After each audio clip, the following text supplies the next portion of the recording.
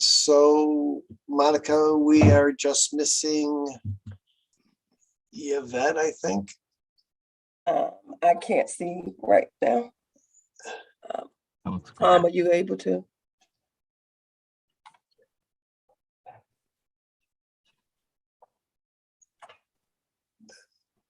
Nice.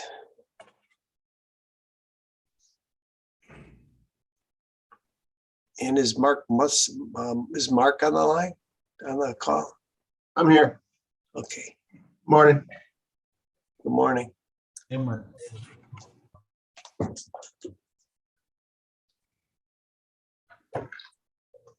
So who are we missing from the audit committee? Looks like we're still waiting for Yvette.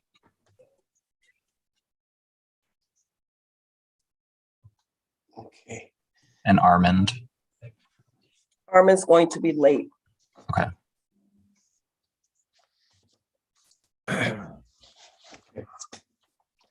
So I think I want to go ahead and get started. We're just waiting for IT to give us the go ahead that they are live streaming. We have to buy law streaming. We're good? Yes, you are. Okay, great. Thank you, Chairman Abuzarul. You have the floor. All right, and if somebody could just kind of notify the group when Yvette gets in, that would be great. I can only see certain number of people on my screen. If we could do what, sir? If you could just let us know let me know when Yvette gets into the meeting. Yvette and the county executive. All right, so everybody ready? So I want to call the order, the meeting of the audit committee for June 9th of 2022. And I want to thank everybody for attending. So item number 2 on the agenda is the roll call. Okay, calling roll, Audit Committee Chairman Michael Abuzarul. Here. Keith Lidman. Here. Trevor McLear. Here. Salvador Talarico. Here. County Fiscal Officer Michael Chambers. Here. Okay. Okay, perfect, thanks. Item 3, anybody from the public has anything that they want to comment on in regards to the agenda? I don't know, Monica, did you get anybody to provide anything?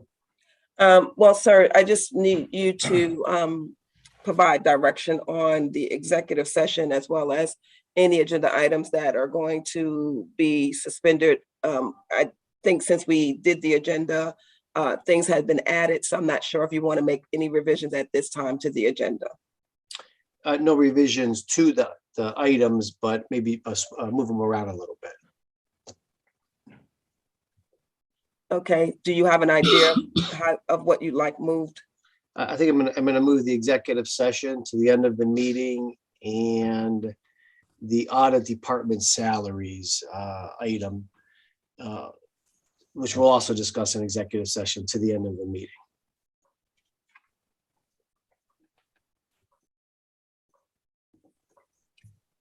Good. Just one clarification.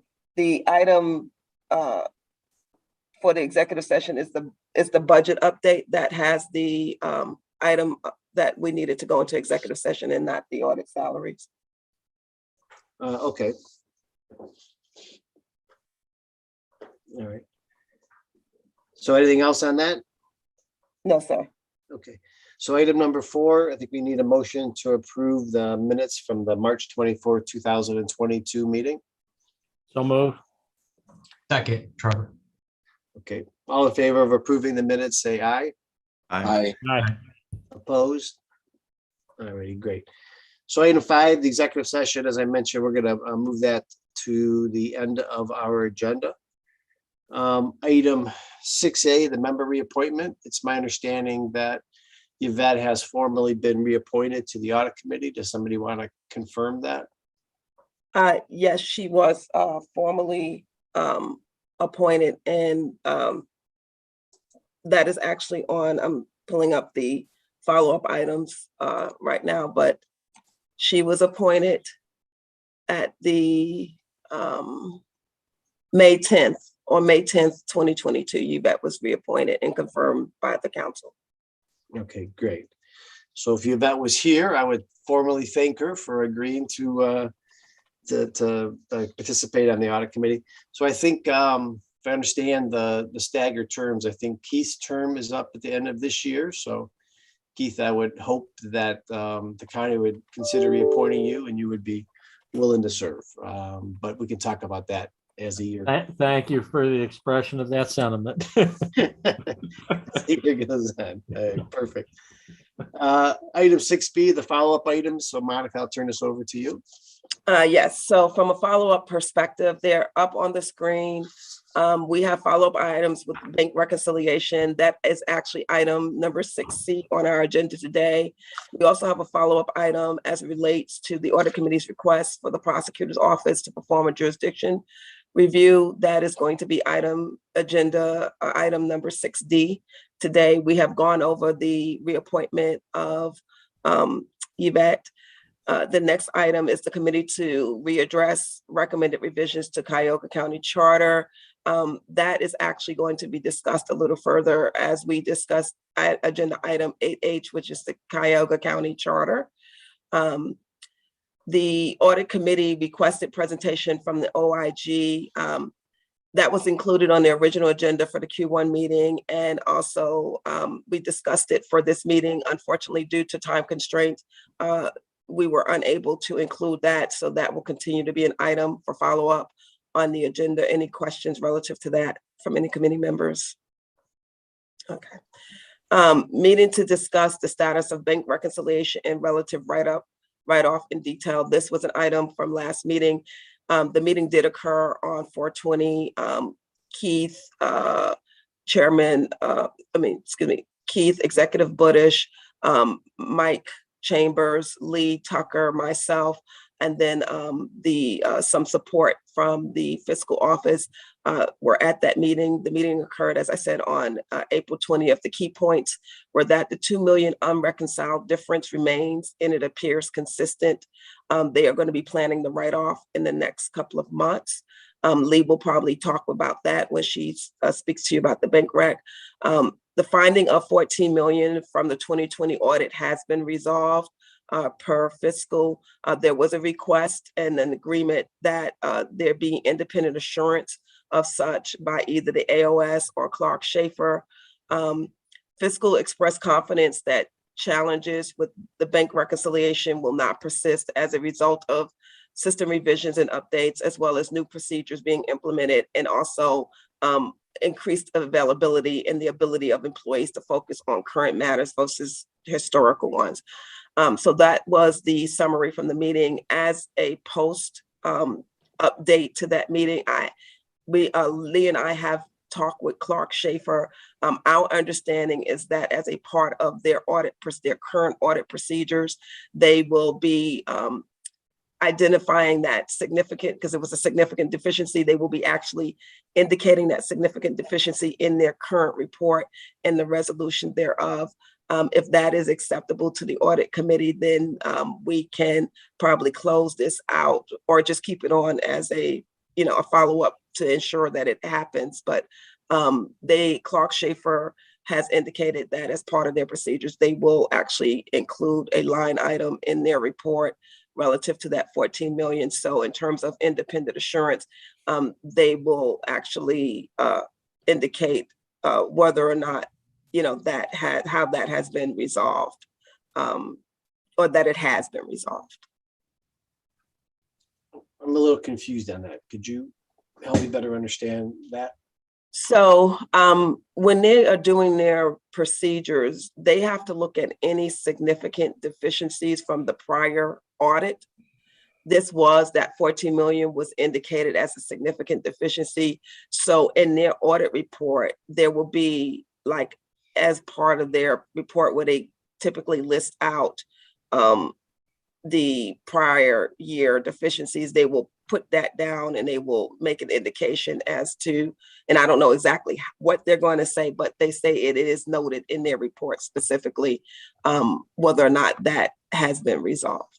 Mike, maybe I can help out a little bit on that. In the meeting that Monica just referred to, I had requested that given that in the last Auditor of State's audit, that significant item was noted as a deficiency, that now that internally the county believes that it was resolved, that either we get some statement by the Auditor of State that they were satisfied, or that Clark Schaefer in their current audit so indicate. And the purpose there is I just felt that one of our outside auditors should close the loop.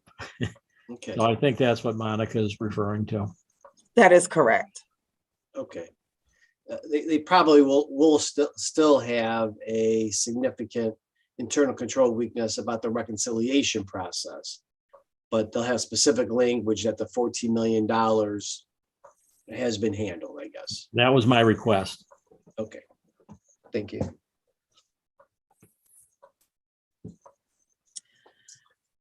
The last item on the follow-up is the review of the OIG loan development update report by DIA as a follow-up to an inquiry made at a COIT presentation.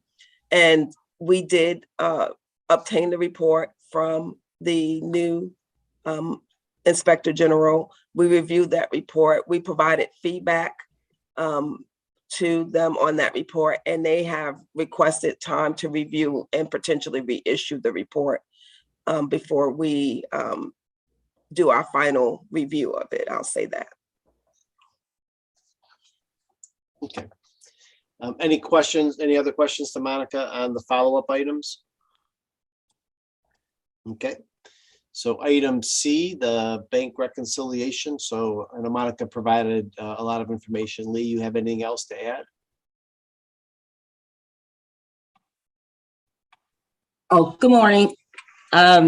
Just that the 12/31 balance, after we went through and manually reconciled the items, was $2,082,154.37, and it was slightly different than what we submitted to the auditors, which what we submitted to, it was off about $18,000. So we're confident that the number is still $2 million. We're going to try to get through 2021 before we do the write-off. But because the number has been consistent as far back as we can tell since about 14, and then since 18, the number has been floating about $2 to $2.1 million. So we're going to write off the amount that has been consistent since 2014, about the $2 million. If we can't, we're going to try to get through 21, but if we can't get through 21, we're going to do the proposal is to do the write-off as where we stood at the end of 2020, just because the number hasn't changed.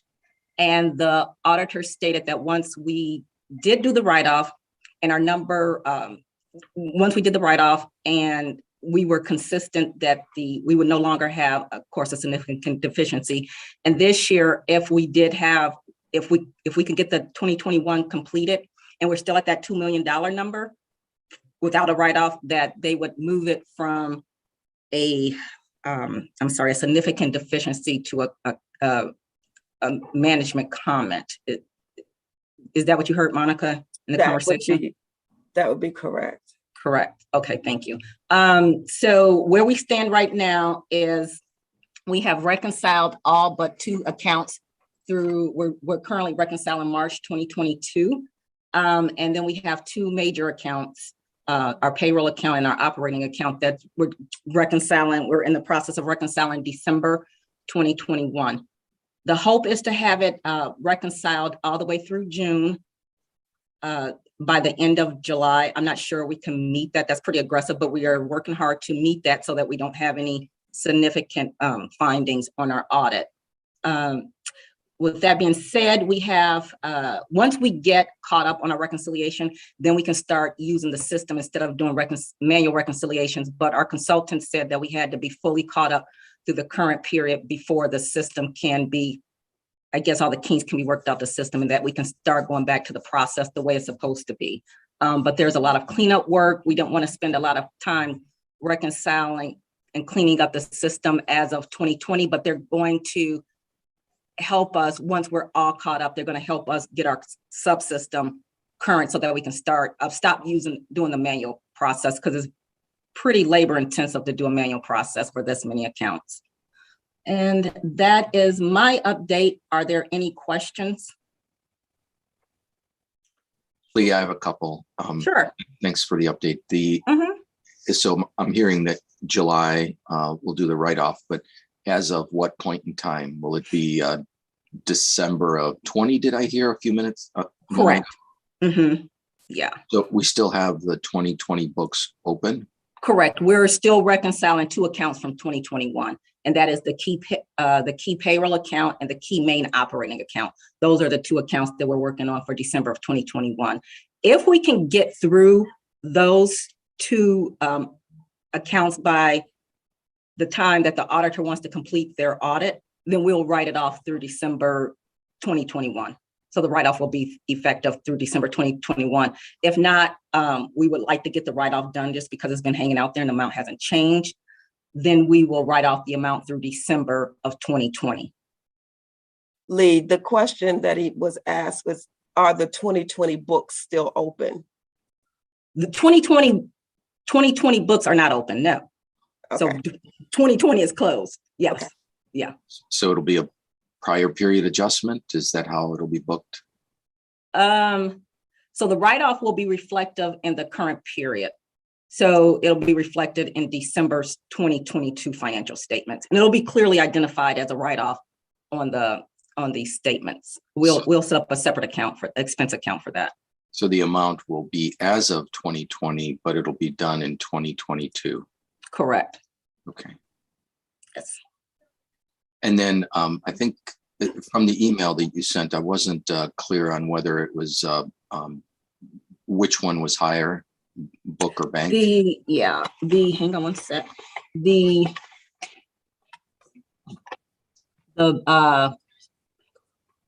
book balance is higher, so we have to write it down to the bank balance. So it's going to be a write-off. It's going to be reflected as an expense. Thank you, Lee. Sure. Yeah, I had a couple follow-ups. So Mhm. the payroll and the operating. Correct. They are reconciled through what period of time? They're reconciled through, so we're reconciling currently by quarter. So they're reconciled through October of 2021, and we're currently working on December of 2021. So when you say reconcile. I'm sorry, September of 2021, and we're currently working. So because we had to reconcile it by quarters, just because of the way our financials are, it's kind of difficult to do it per month. So we're reconciling it, these 2 accounts specifically, we're reconciling it through, it's reconciled through September 2021, and we're currently reconciling December 2021. Have you always been doing quarterly reconciliation? No, and we didn't do the other accounts like that. It's just that we did 3 accounts like that. We did accounts payable like that. We did payroll account like that, and we did the main operating account like that. But no, the other accounts were done because they were more current and it was easier to catch up. So we did them by month. Okay. Mhm. And other than those, the payroll and the accounts payable and the operating, a lot of the other accounts are reconciled through what period of time? Those are reconciled through March.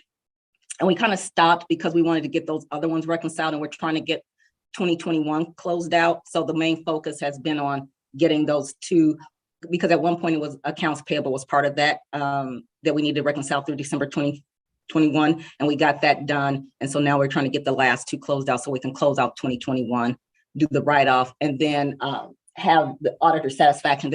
That way we won't have any significant deficiencies or findings on our audit. So we're trying to get 21 closed out. Now, once we get 21 closed out, then we expect to have all of the other accounts caught up through the current period. And when I say the current period, that would be June of 2022. Okay. And you expect to have that done in a perfect world by, I thought you said August? Or in a perfect, so when I say August, that's August 1. So that way, that's when the auditors have to have their report wrapped up. So in a perfect world, we're trying to get it caught up so that when the auditors leave, the accounts will be reconciled through December. All accounts will be reconciled through December 21, and we can have our write-off completed. So that way we won't have any significant findings or deficiencies on our 21 audit. If we are unable to get the last two accounts reconciled through December 21, we're going to write off the amount through December 2020 and continue to try to get through December 2021 beyond that period. But in a perfect world, we would have it done by December 21st, done before the auditors leave. I guess my question, when do you think you're going to be current with the reconciliation in 2020? Hopefully either way, the way we're going, it probably will definitely be in September. But again, the target is July. But by the end of September. So by the end of, so let me just, I don't want to put words in your mouth, but you're hoping or you're trying to get all of the accounts reconciled and reviewed through August of, well, you can. No, so the target is to have it done by July 31st, which is when the auditors are wrapping up their audit, they'll be done. And so their due date for reporting to the state is August 1. That's why I say August 1. But it's by the time the auditors are supposed to be done, July 31st, the hope is to have all accounts reconciled for December 2021 by that time, because that means December, they can complete their audit and December 2021 will be done and closed. If we miss that targeted deadline to have the last two accounts reconciled by December 2021, we still think that we can have all the accounts reconciled and current by the end of September 2022 this year. So that will be all the accounts reconciled and current. And so when I say it'll be complete by September 30th, 2022, that will be the month of August will be completed. So we're always a month in arrears, Right. of reconciliations. Mm-hmm. So in the question, trying to get current on the reconciliations, you're hoping by September of 2022 that you'll have all these accounts reconciled through August of 2022. Correct. Okay, Mm-hmm. that's what. Yes. Because we're always a month in arrears. Lee, not to belabor this, but just to make sure the committee understands once you are up to date, it's at that point that the consultant will help you to clean up your records and you will be able to start a continuous process, the process that will exist going forward for automated reconciliations. Is that correct? Correct. Mm-hmm. That is correct, Monica. So that means our subledgers we will be able to use our subledgers going forward, and we will use the system going forward to do our reconciliation versus the manual process that we're using right now. So that will be probably what time? So once that part, I don't know, because I don't know how long it's going to take to clean up the subsidiary ledger. We know some of the processes that we should be doing, so that's puts us a little ahead of the game, but I don't know what that involves. And I won't know until we've had more conversations and we're a little bit closer to being complete. Because every time we, say something, is the response from the consultants is like, once you're up to date on your reconciliation, this is how the process should work. So we're trying to do that now, but it's still a challenge because we're not caught up. Thank you. Sure. Any other questions on the bank reconciliation? Yeah, it's Keith. I do. If I'm understanding correctly, the Clark Schaefer is not proposing in their closing of the books and publishing of the 2021 financial statements to adjust the $2 million. Is that correct? I'm sorry, can you repeat that? Yeah. Am I understanding that Clark Schaefer is not proposing that the $2 million adjustment be posted in 2021? Is that correct? Right, because we're closed. 2021 is closed, so we can't post it in 2021. I'm sorry, isn't that the period they're auditing? They are, but our financial records are still closed. So any adjustments. Auditors propose adjustments to but we don't go back and adjust our financial statements. They make a note of it. We don't go back and make prior period adjustments in our financial statements. Okay. Mm-hmm. It'll just be a comment in our financial records in our annual report. Okay. Mhm. Thank you. Okay. Any other questions on the bank reconciliation? Okay. Has any other audit, I thought I saw the county executive coming in to the call. Any other audit committee members on the call now? No, they're still not here No. from what I can see. This is Arm. Can you hear me? Can you hear me? Yeah. Yep. I've been on I came in late, but I've been on for about a half hour. But I'm going to switch. I'm going to lose you for now, and I'm going to switch to my computer. I'm just getting to the office. So. He was on audio. That's why I couldn't see him. Okay. Yeah. Okay. All right. And are Yvette still not on the call? I guess not. Okay. All righty. So the item 6D, the audit committee jurisdictional subcommittee update. So I think everybody's kind of aware of this topic. It's been a long-standing item on the audit committee. There's a document that Monica provided in her packet of stuff that my terminology is, this is kind of the summarization of what this committee or what this project actually, what the outcome of this project is. And I want to make sure that we go over it today, and from all the audit committee members, we kind of bless this as being, what it is that we're looking for on this particular topic. So with that, I'll turn it over to either Monica or Mark. I'm not sure who's going to present this. It's going to be me. I'm just going to share the screen real quick. So we are very close to closing this out. There are just a few items that are in the DIA court to finalize, but the overall scope of the work in which we've been performing is for you on the screen. It's for the population of entities previously identified by the prosecutor's office as outside the scope of the audit committee's jurisdiction. We are performing the following. So identify any relative sources of funding provided by the county. And those sources would be the statutory ones, discretionary, general, HHS. We have done that. Identify any relative financial guarantees or debt debentures. We think we have finalized that, but we are just dotting our I's and crossing our T's on that. Identify any relative conduit funding. We think we have finished that, but again, are validating what we have.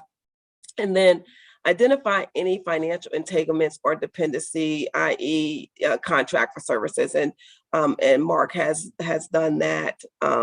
We will just verify and confirm that as well. And then based upon all this information identified relative to the risk of the organization, we will make recommendations as appropriate as to how the audit committee may obtain assurance that the risk is effectively mitigated in or provide oversight to such risk. For example, the Adams board would be one in which if there is any specific risk identified at a level that we deem appropriate, we would make a recommendation as to how the audit committee may obtain assurance. So, either through requesting that they provide independent reports as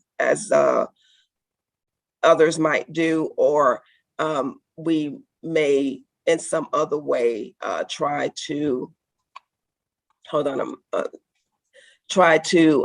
obtain a requirement either through the budgeting process or some manner of that way. So we have not gotten to that part of it. That's the part that primarily remains outstanding once we solidify it and just assure all of the above items.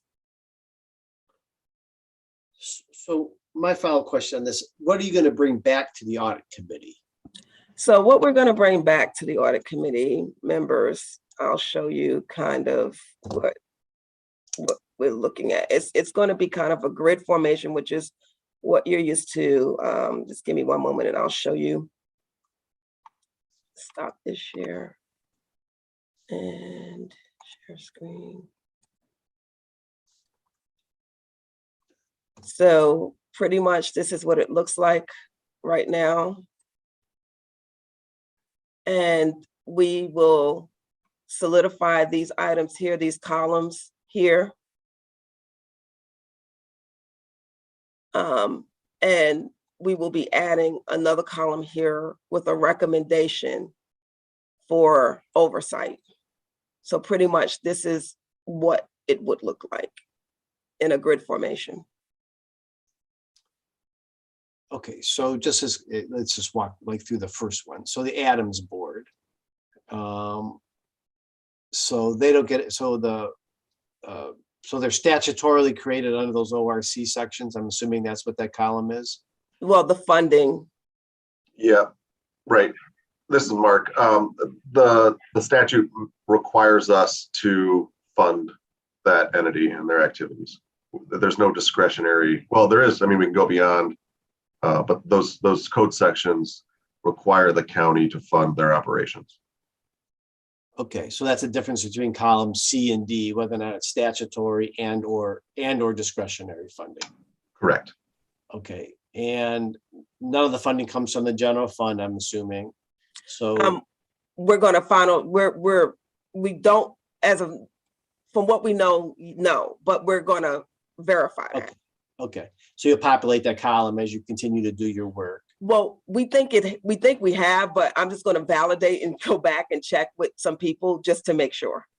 Okay, but as the schedule exists, this identifies that there's no funding from the general fund to the Adams board. Correct. Okay, so their funding comes from Health and Human Services levy, I'm assuming. Yes.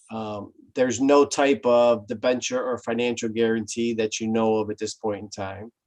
There's been no levy conduit funding being provided, but there are, I'm not sure what you say procurement agreements. So those are the financial entanglements we're talking about when we're talking about like support, whether there's contracts or services that in some way, or, you know, we are either dependent or we're interdependent on one another through services provided. So give me an example of that give me one. Some of their contracts, you know, some we contract them for some services. They provide some of the mental health services to Kyogre County. Okay. So the relevance of that, so if there's a yes in that comment, if there's a yes in any of these three columns, I guess, then the next column you're going to be adding to this would be a risk level. I'm going to assign a risk.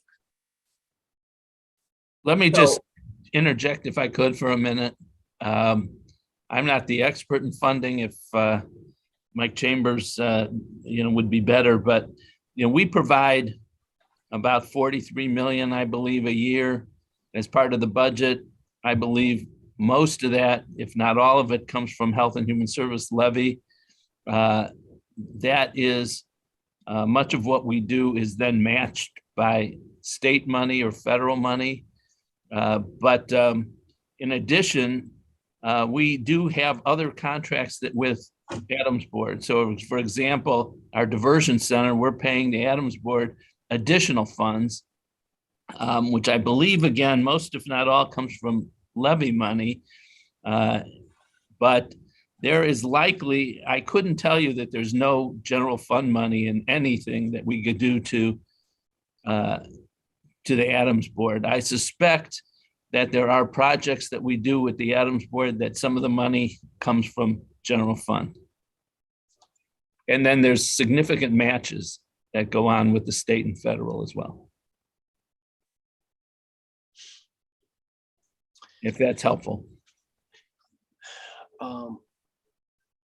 I think that's helpful. I guess the other question I would have or suggestion is, do we know the amount of the funding?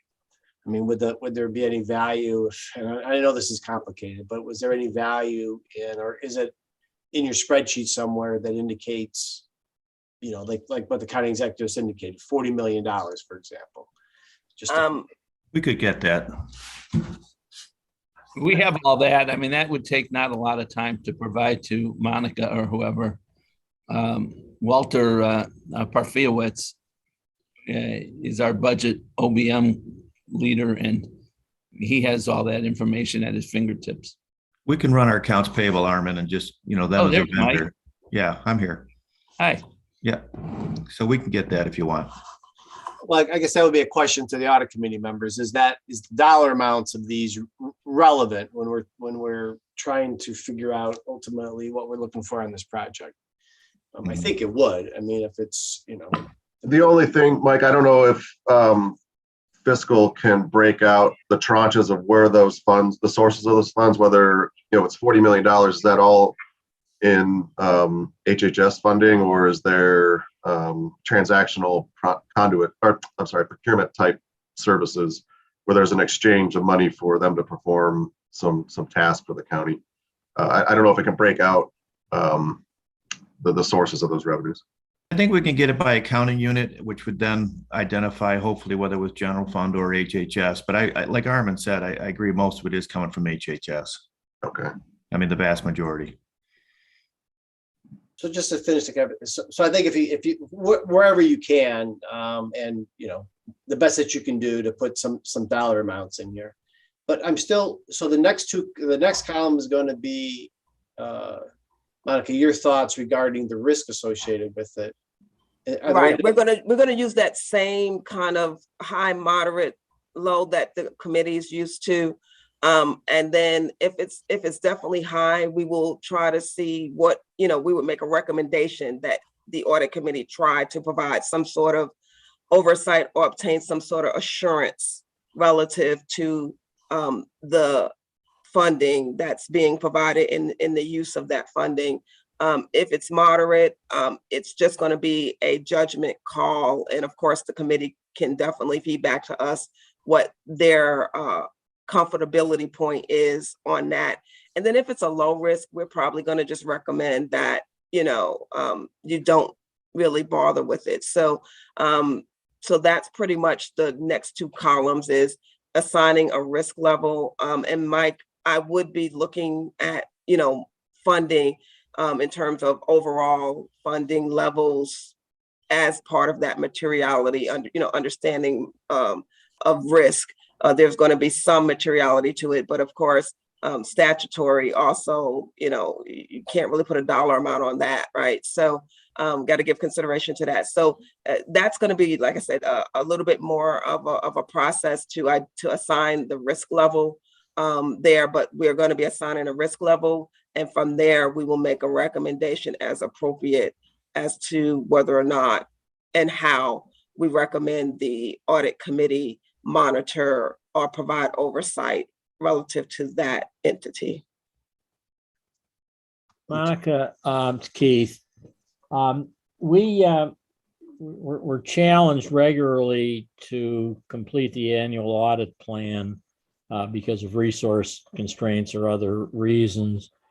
I'd be curious as to your preliminary thoughts on adding this additional level of work, given the current bandwidth of the department, what the likelihood of successfully being able to implement what we might ask to be done would be.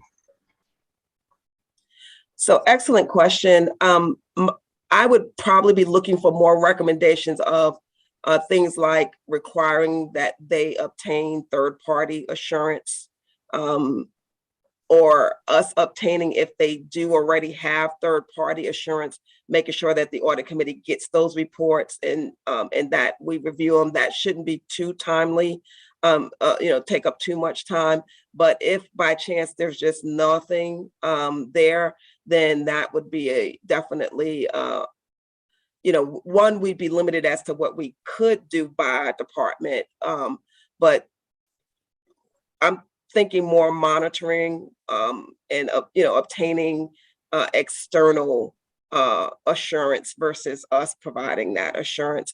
But then of course there's always the thing of, like we do now with some of the courts, of us building that relationship and us coming in at their request to provide that assurance. So that's always a goal of ours as well.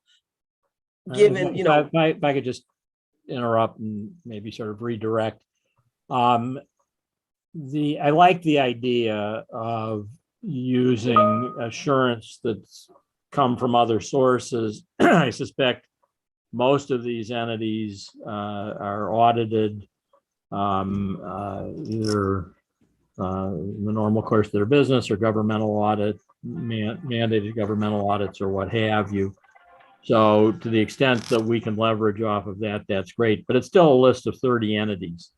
And tracking anything for 30 entities just going to take time. Do the math. If you took 10 hours per entity per year to do that tracking and reading of documents and understanding and so forth, that adds a significant burden. So I just want to be sure, as you know, should we document, yes, we want to do this, that we can, and that we don't get on the record as taking responsibility for something that we don't have the ability to complete. That's all. Well, if I Definitely a could good jump in point. here, because I appreciate both what Monica has said and what Keith is saying. And it may be more of a, you may not want to need to do this on all 30. There may be, an instance by instance review, because, for example, I think NOACA, number 24 on this list, we pay dues and that's about it. And so we get money from NOACA, but we don't, and they have their own checks on how, because this is federal money typically. So I'm not too worried about NOACA. On the other hand, we were talking about Adams Board, and as I said, we give them probably, close to $50 million in various ways per year. And you probably saw the article that came through the media a month ago or two, where they decided they could pay, I forget what it was, golf lessons or something as part of their health program. And I don't know that anybody felt that that was appropriate. It came to Chambers sort of indirectly. I mean, Mike, how many purchase orders or invoices do you see from Adams Board a month or a year? My recollection is it's a lot. We do get a lot, Armin. I think we get like 25,000 a month overall. So, I mean, there's a lot that these guys are going through. So, we can't possibly, it was fortunate Mike picked that one up, but, it's not an audit, and it's not a very good way to do it. And I'm sure their own auditors don't pick those sorts of things up. I'd be surprised if they did. So that's an argument why maybe the audit committee has more of a reason to take a look at that than maybe NOACA. I may be misremembering. It may not have been in the same article, might have been someplace else that I saw some amount of criticism of the Adams Board for its financial acumen and what have you. So a little concerned.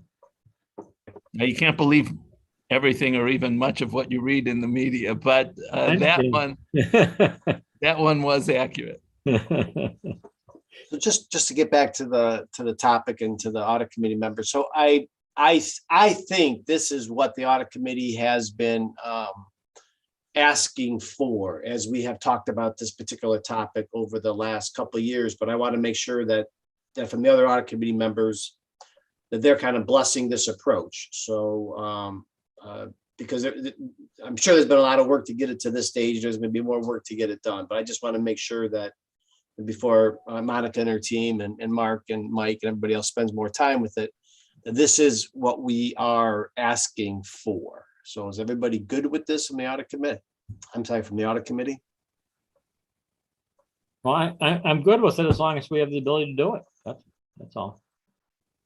Yeah, we'll get a better sense of it, I think, as Monica goes through and does the risk rating, the 3, 2, and the 1. We'll get a better sense of the workload associated with it. But that's, but I want to make sure that before they spend time with it, that this is the approach that we're looking for. I'm Mr. Chairman, good with it, Mike. if I can add to that point, right, and Keith's point, if we have the ability to do it.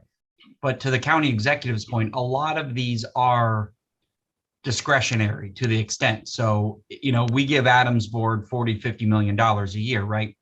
In our discussions, I think with the law department and the county executive, I think we have to do it up front, but we could put in an agreement with them that we have the ability to go audit them. And that's something that I think if we're going to go down this road, we should also look at these organizations, these 30, and determine what are discretionary, and then what language would we want to include in any agreement to allow for any audit? Because again, that Adams Board, it's a lot of money. It's discretionary. We don't have to give the Adams Board that money. I agree with Trevor's comment, and I think Greg is looking at, or maybe has already prepared language, I don't know, but I think if I have any memory left at all, I think that I had talked to him about whether we could do it this year, and he said, well, we need to wait till the next budget, but we could do it by contract next time instead of just giving them the money and include some language in there. County executive, that's the way I remember it as well. I think he said we couldn't do it mid-year because the budget was already established and we'd have to do it at the start of a fiscal year. If you have the same memory of it as I do, you need to go check your memory. I know, right? So to me, that sounds like a potential risk mitigation solution as you guys are finishing this particular document. I mean, that would be at least an avenue of trying to figure out how we can minimize risk by simply adding that language to something that's something that exists between the county and these entities. So any other conversation on this? Mike, that language itself doesn't mitigate the risk. That just gives us the right to send you guys in. Yeah. Look at them. But it's a step. I mean, it does mitigate it, doesn't eliminate it, but at least there's a step that allows you to do the next step. So, but I 100% agree with that. Okay. So are we good with this? That's what I want to make sure of. Mike, this process started before I started on the committee, and it's my understanding that this is a tool to help us understand what our universe is. Right? It's just a tool so that we know what audits we can and can't do.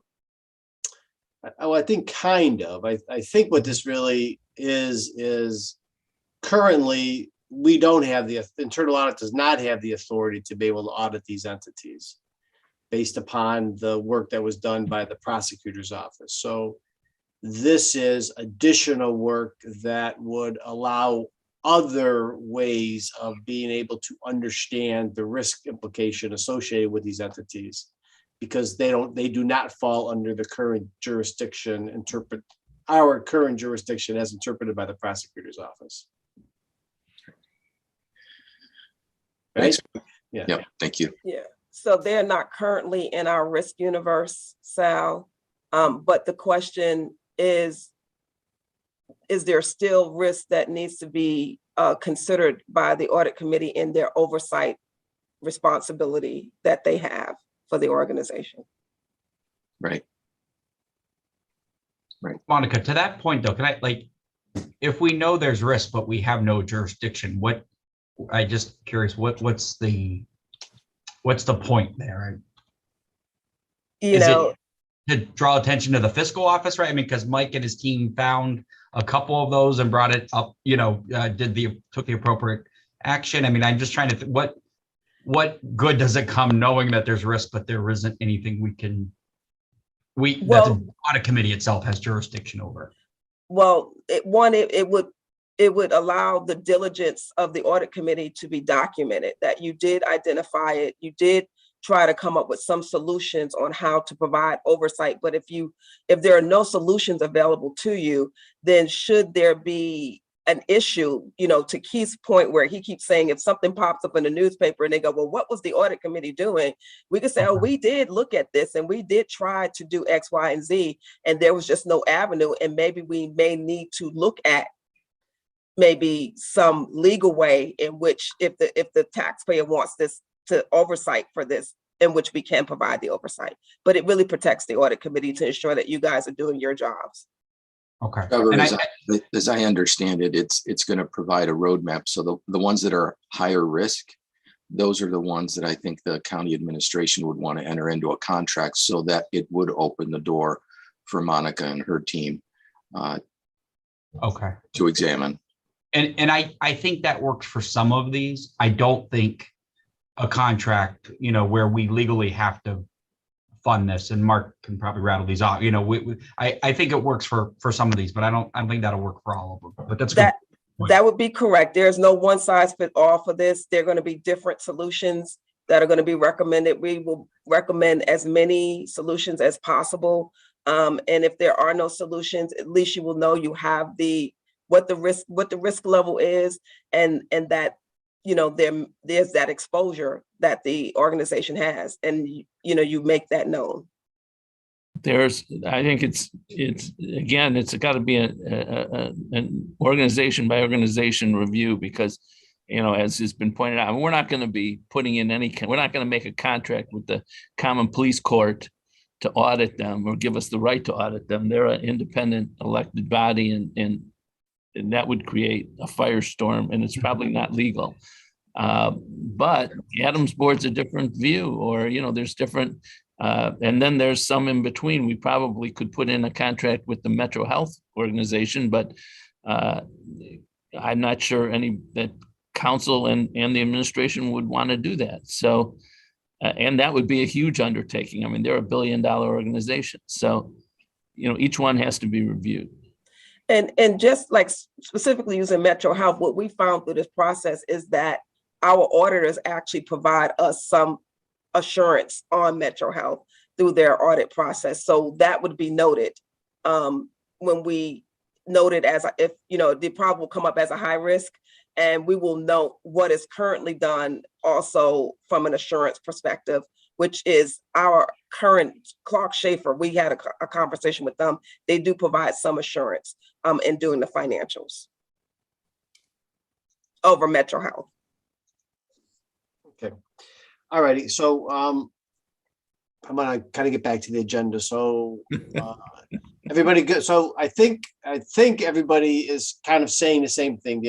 This is a good starting point toward ultimately trying to get us to the next step on this. But I want to make sure that we're giving the group who's spending a lot of time on this thing that this is the approach. And I guess I'm hearing it is, or correct? Everybody's good with them continuing down this path?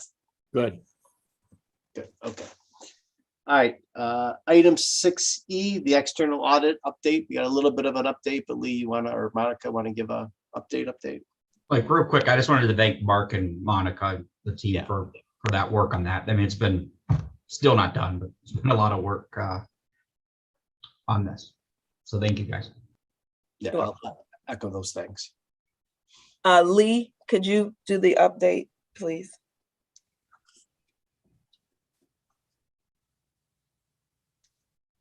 Is Lee still on?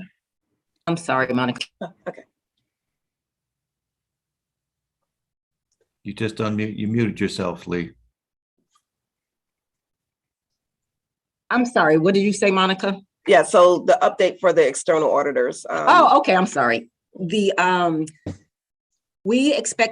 asked for a 30-day extension, which was granted by the state, which extended our audit from May 31st to June 30th. We're on target to meet that deadline, and the auditors feel like they're still on target. They're in a good space, and they expect to have their audit completed and presented to the state by July 31st, but because that's a Sunday, their date is now August the 1st. And as of yesterday, we see no impediments to meet that deadline. So that's where we are with that external audit. And as noted before, when I talked about trying to get those items, some of the items cleared up from the findings regarding the bank rec, I gave you an update about that. I've asked them, did they find anything that we needed to be made aware of that we could possibly correct that could be an issue prior to the financial statements? And they had stated that there are no issues that needed to be corrected that could be like a potential finding at this point. Could you just a couple of quick sentences on why is it going so much faster this year? Just a couple of quick sentences. Well, last year was a big challenge because that was the first year that we had our new system, which was 2020. We had implemented a new system. So we had a big challenge in getting data out of the system. That was one of the problems last year for the 2020 audit. Another problem was the LGS hadn't been used to seeing that data in that format. And I don't know if the external auditors, which would be AOS, did a little bit deeper dive than they normally do. It seemed like they had requested more information than they had in the past, but that could just be my perception. But it was mainly due to system issues and getting that data. We had normally start providing data to the LGS to start helping us compile our financial statements, probably at the end of January. Last year, it took us approximately till March to start getting in. When I say March, I don't mean the beginning of March. It was more like the mid to end of March. So right out the gate, we were about 2 months behind. So that wasn't helpful at all. And Mike, those were reports that we requested way back in the beginning. Unfortunately, with everything going on with the rollout, they got to that very late and we couldn't turn that information over. Okay. All right. Got great improvement on the timeline. So thank you. Appreciate it. We're working on it. Any other questions on the external audit? Okay. Well, I do have one.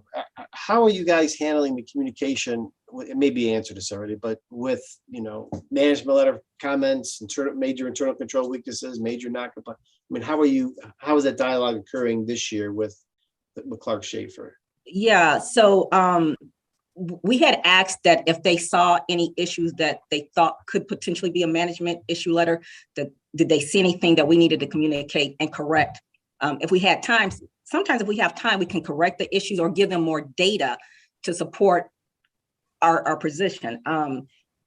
In the past, sometimes we hadn't had time enough to support our position or to challenge what the auditors were saying. So that's why I had asked, we do have weekly meetings, which we had weekly meetings with the AOS, but we hadn't gotten to that point where a lot of times the AOS would give us something at the end of the audit period. So we were kind of like scrambling to support our position where maybe now last year we did have some things where they gave us enough time and they provided reports and information so we can do some research prior to the end of the audit. And so they would say, okay, this is sufficient evidence so now it's not a management recommendation. So we've been,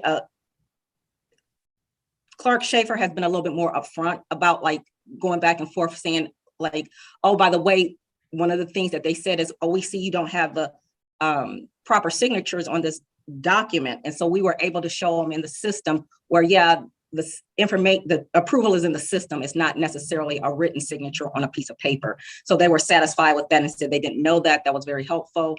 So I think just the open communication back and forth, and maybe they're asking more questions because they're new versus the AOS who were used to a process, but the process changed, especially when we got a new system. So they thought the process was the same as the old process. And so at the end of the day, it wasn't.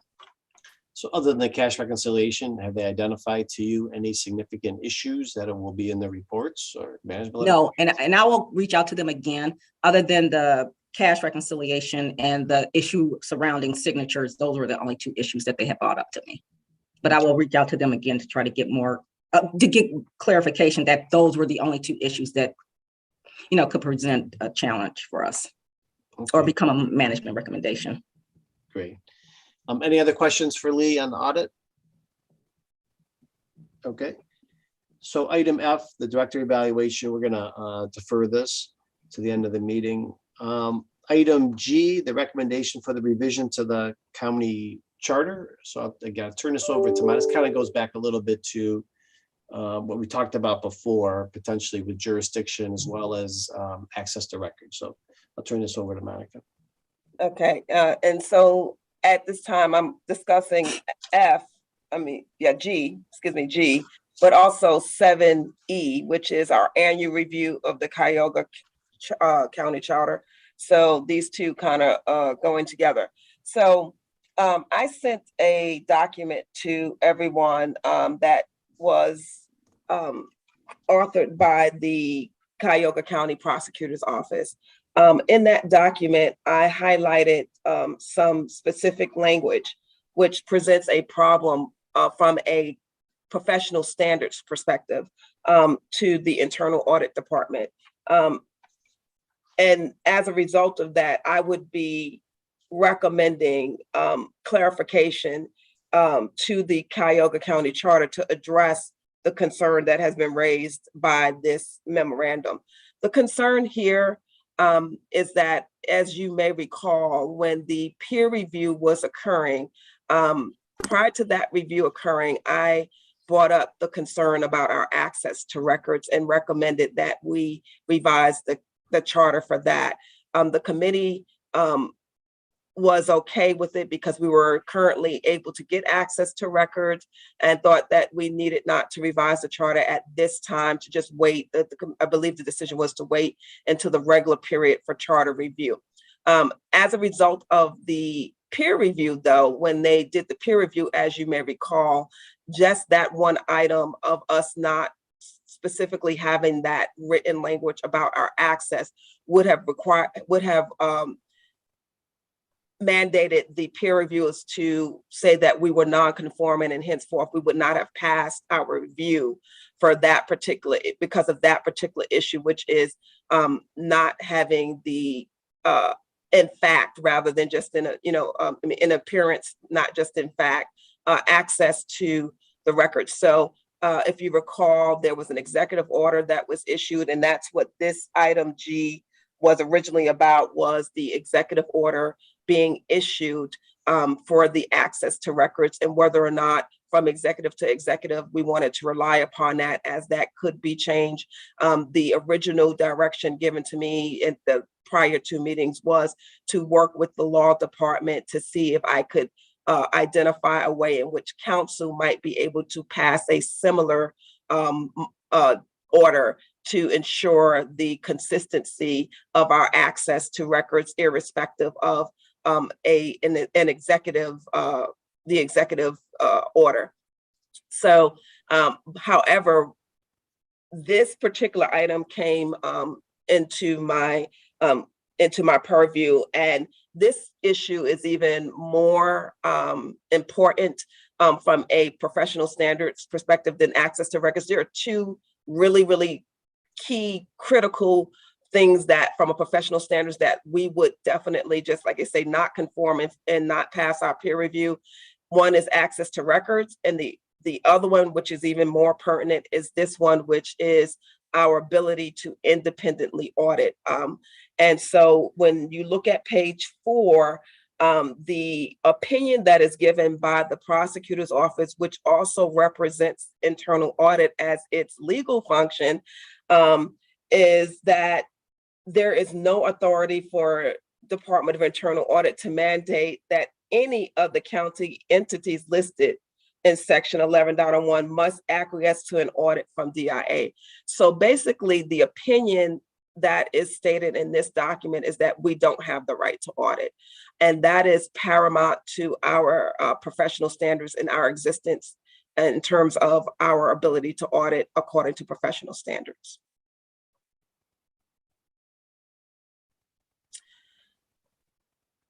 Thoughts? Well, I'll start. I mean, I'm not an attorney, and I don't want to debate the expertise of the prosecutor's office, but the county audit committee shall provide. I mean, it's a matter of how you interpret this paragraph. And Mark, I don't know if you want to weigh in on this at all, but and I get your concern, Monica, and I get the opinion here, but again, I am not an attorney, but it seems to me like the language does allow you to be able to audit at least county executive agencies. But anyways, Mark, you want to weigh in on this a little bit? I didn't author this memo. It was something that was provided to the Board of Elections, and my chief, signed off on this. So I think the interpretation is that shall is a commandment on the audit committee, not a commandment or mandate to the different audit units.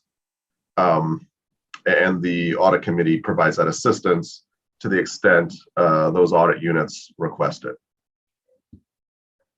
If I can weigh in for a second here, I think we're spending a lot of time on things that are not really critical. I understand, first of all, the concern about the right to ability to get documents. That's why I did the executive order. And I understand theoretically another executive could come in and change that. In practice, I think that there's no chance that's going to happen.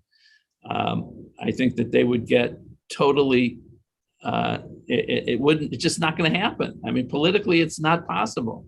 So I wouldn't worry about the document issue. And in terms of the ability to audit outside entities or other entities, I think we just discussed that. We'll go through it. We'll decide. The audit committee can identify, or we can identify where we want to put a contract in place, giving us the right contractually to have the audit committee get involved, and that's solved. So and doing it by charter amendment, I think is a lot of work to do for something that's not necessary. That's my view. I can too, Mr. Chairman. I just would like to echo the county executive's comments, right? I mean, the county charter in all instances, right, are the county's constitution, right? And requesting the voters to change something, I think it has to be meaningful and something that is really important where we can't get around something for whatever reason. And, I appreciate the prosecutor's office opinion to the Board of Elections, but they advise us as an audit committee, but it's the law department that would be advising the executive agencies. So to me, it's the law department's opinion that matters when it comes to the executive agencies, not necessarily the prosecutor's office part on that. And we haven't had an issue there. And I would just be very hesitant going to the voters because one, there's no guarantee it passes. So if it doesn't pass, we'll always have this issue. And two, I don't see the value in that. There's another tool I think that we have, and that is we could request auditing another entity if we felt there was a reason, and perhaps for some of the same political realities that Armin's referring to with regard to the executive order, denying a request to audit, although might be in their rights to do so, and some the agencies might create the defense. Others might say, sure, come on in. And so I think that's, I don't know how often we've tried that. I think it did come up with the Board of Elections, as I recall, and that's probably what kicked up this whole storm. But if we had reason to wish to audit or to audit specific transactions or activities, we can try requesting and use what political might there might be behind that. I just want to clarify. So this opinion from the prosecutor's office indicate it's just not for those 30 entities that we just looked at. The opinion from the prosecutor's office says even the county exec that the audit committee has no jurisdiction over the county executive agencies. and now I'm providing an interpretation of the memo, but I don't think it denies the committee jurisdiction. It just, it states that you cannot compel those entities to submit. It's a control issue, I think. Those entities can request assistance in the audit committee and then is compelled to provide that assistance, but it doesn't flow the other way. The audit committee cannot compel an auditable unit, a county entity, to submit to an audit. But voluntarily, it doesn't deprive the audit committee of any jurisdiction. It's just there's no enforcement mechanism of that jurisdiction. Okay, and that to me, that's a little contradictory, I think, to what we're supposed to be doing as an audit committee. I mean, I think that, you know, there's other language that says, you know, the internal audit department comes up with a risk-based audit plan. The audit committee goes ahead and reviews and approves it. And if there's no teeth in regards to that, you know, if a county agency can just, if a county executive agency could just say, you know what, I don't agree to it, then there really is no teeth into the work that we're doing. And I think that's where the rub potentially is here. Sure, it might not be legal teeth, but I think I have to debate with every county agency whether or not, you know, I mean, the internal audit department and the audit committee was established by the charter. And it would certainly seem to me that there is a responsibility to at least mandate that if an audit plan gets approved by the audit committee, that the internal audit entity, the internal audit department has the authority to have these audits conducted. And I get when you get outside of the county executive agencies, but I don't get it when it's within the county executive agencies.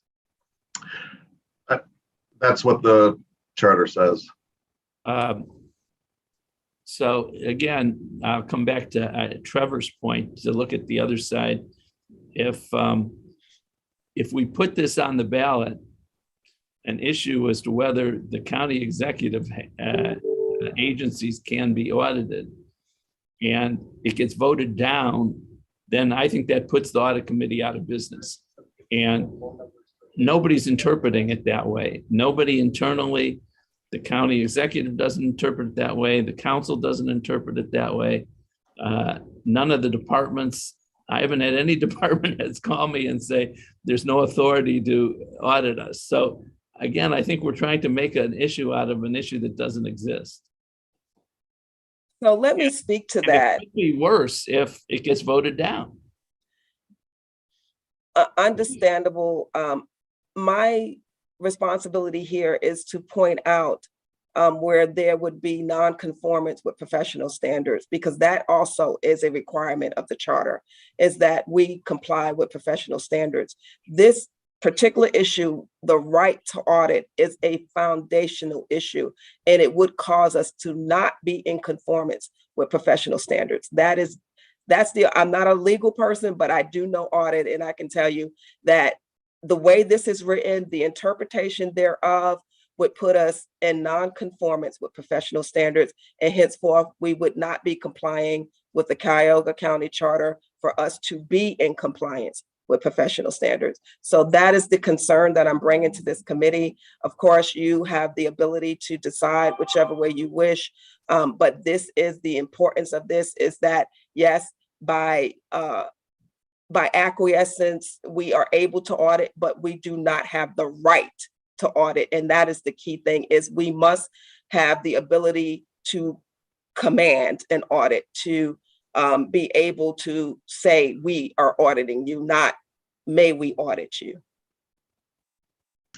Well, what if we circulated to each of the departments I'm not sure what the legal form of the document I'm going to refer to now would be, but would be their authorization.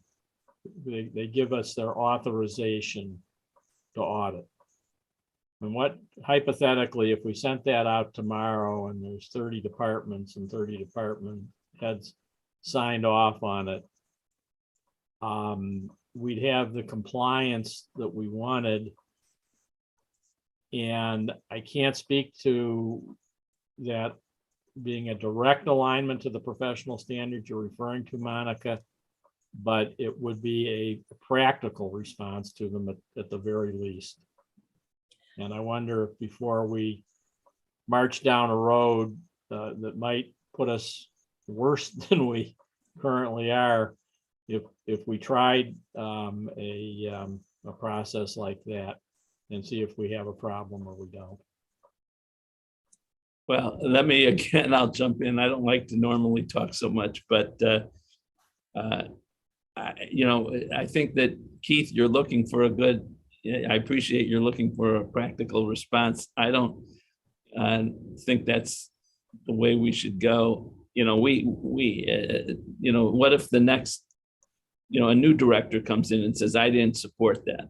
I didn't sign that. I mean, it's not up to the director, and we all have interpreted, including me, including the law department, that the audit committee has a right to audit. I don't think I agree with Monica that if we felt that the law said that it's voluntary, that would be a potential issue. Nobody views it that way.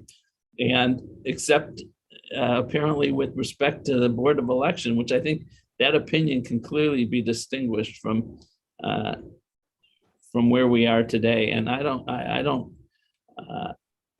think we should give it more. We should give it more credence than the Board of Election at this point. So let me ask this then, because I am trying to. You're right, Armin. I'm trying to find a practical solution to reconcile with professional standards. Perhaps the law department could help create a bridging document between our situation and those professional standards that at the very least incorporate the spirit, if not the precise compliance with that professional standard Monica is referring to. Like a second opinion? Well, I guess what I'm saying is, hearing what Armin has to say, we're de facto in compliance, even though we're not legally in compliance with the professional standard. So maybe there's a document that I'm not a good enough wordsmith to craft that we could run by our peer reviewers and see if they felt that would hold us in compliance. Obviously, I'm looking at, we have, what is it, a Gordian knot here. We're looking for a solution that's practical. Just to follow up on that, this is Mark.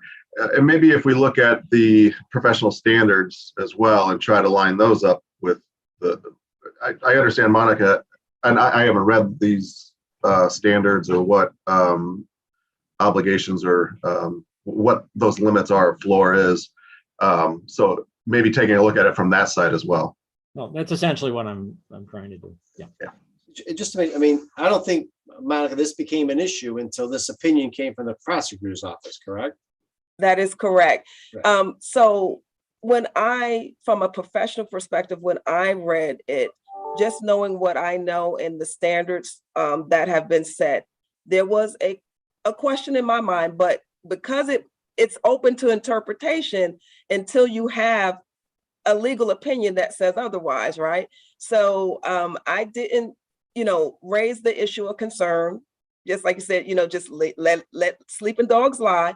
But because there is now a legal opinion out there that says that we don't have this right, and it's a legal opinion from our very own legal advisors, is another critical issue of concern here. So if I were providing this to my peer reviewers, they would say we don't have the right to audit and we would not be in conformity with the standards. So that's the reason I raised the issue, is that this document brings us out of conformity. Now, Executive Budish, I agree with you that this was originally for the election office, and had they just kept it to the state statutory thing, that would have been great. But when they went to the overall, this language here, it went beyond the election to all audits, and that unfortunately is most unfortunate, I'll say. But this is still a legal opinion for an outside agency. I mean, this is not an audit opinion. We didn't request this. This is one opinion provided to the Board of Elections. It's a public record. That's not relevant to me. It's one opinion to an outside agency. Mhm. We have our own law department that's responsible for the executive agencies. I think if we do anything first, we should have a conversation with our law director in terms of, is this applicable? Is it the law department's interpretation that of a question that wasn't even, I'm a little surprised, quite honestly, that the prosecutor's office took it a little step further, because that really wasn't even the question of the legal opinion. But again, I want to stress, this is one opinion to an outside agency, not even relevant to the audit committee. Understood. If we could get something that counters this from that's what I'm kind of hearing from you, maybe getting something that counters this, that might be acceptable to our to the IIA, but I'd have to go back and definitely put this before them. Monica, but I would say, and I mentioned this to the IIA, if the voters vote it down, there's nothing we can do or nothing the IIA can do. Nothing at all. So we're either out of conformity or not. So I appreciate their opinion on this issue, but it's not at the top of my list or concern, because it's out of our hands. So I almost, it's irrelevant what the IIA says on this issue, because it's not guaranteed that the language gets fixed. So let me explain to you what I have in my experience seen is, if we were to go that step and that were to occur, when they were looking at that, they would give consideration to the fact that we attempted and could not get conformity, and they may provide an exception to us that would allow us to still be in conformity. If we don't try, then it's just a non-conformance. So that's— I would argue, Monica, they would have to give us consideration for the last 12 years though, too. We haven't had one issue with this being at all. So I don't know how you can completely ignore over a decade of reality. And to second, to take that the next step, as Trevor says, if we went to the voters on it and it was voted down, I don't know how the IIA could give an exception. The voters are saying you don't have authority. The exception would be that they would consider us to be in conformance. They would give us that exception, because we could be considered in conformance, but we wouldn't have the authority to do that, and that would be true. But the thing here is we have two competing compliance issues. The law, the Cuyahoga County Charter says that we, internal audit, have to be in conformity with professional standards. Just as I told you about the access to records, and I will bring you back to that, because it is this issue is even more critical than the access to records. They were not going to allow us to pass had you not done your executive order. Everyone's aware of that. They have said that. So we already know how the IIA will view this, as they will view it as the same as the access to records. So we would need some sort of intervention in order for us to be in conformity. Mr. Chairman, I'm going to suggest that we're going down a rabbit hole that we can't climb out of in this meeting, and that perhaps, as we've done with a couple of other items, we put a little subgroup together, the law department, the director, a member or two of the audit committee, whomever, to discuss what workable alternatives we might have. I just don't, given how precious our time is in a meeting, or quarterly meetings, I don't think we're going to get this resolved. I agree with that. So before we go that route. I guess the one question I'd ask the county is there value in going to the law department to see whether or not they may provide a different interpretation of that language in the charter? And I think if we had that, then that would potentially could satisfy the IIA issue. I would suggest that would come from the executive department. Does he want that opinion? You don't know what opinion you're going to get if you ask. So I don't think the audit committee wants to ask the law department to give an opinion. Can't we just convene a meeting with the proper representative of the law department and discuss it before we start making mandates and requests? Or we can request the prosecutor's office to reduce this, eliminate this damn paragraph. Well, I'd like to get a copy of these standards and understand how the charter doesn't fulfill them. So let's go the route of maybe a little subcommittee, and if it's okay, and I hope I'm not going to offend anybody, but maybe Mark and Monica and Trevor, would you mind taking the lead on this on behalf of the audit committee? Thanks, Mike. Appreciate that. Well, I guess I'm asking. If you don't, then I could try to find somebody else. But I think you're the best one. No, Yvette hasn't joined yet. Is Yvette on? So, I would just probably also ask if just our fiscal officer could be part of that conversation too, because I think his input would be helpful. Okay. So do Mike, Monica, Mark, and Trevor. And then maybe Monica, just add this to the agenda for the next meeting. Yes. Obviously. Okay. All right. So back to the agenda. So item 7A, Monica. So we're on the other business. You want to talk about our audit department salaries? So yes, as per the current AC charter, we are to look at salaries on an annual basis and make any recommendations. We typically try to keep in alignment with what the county is doing.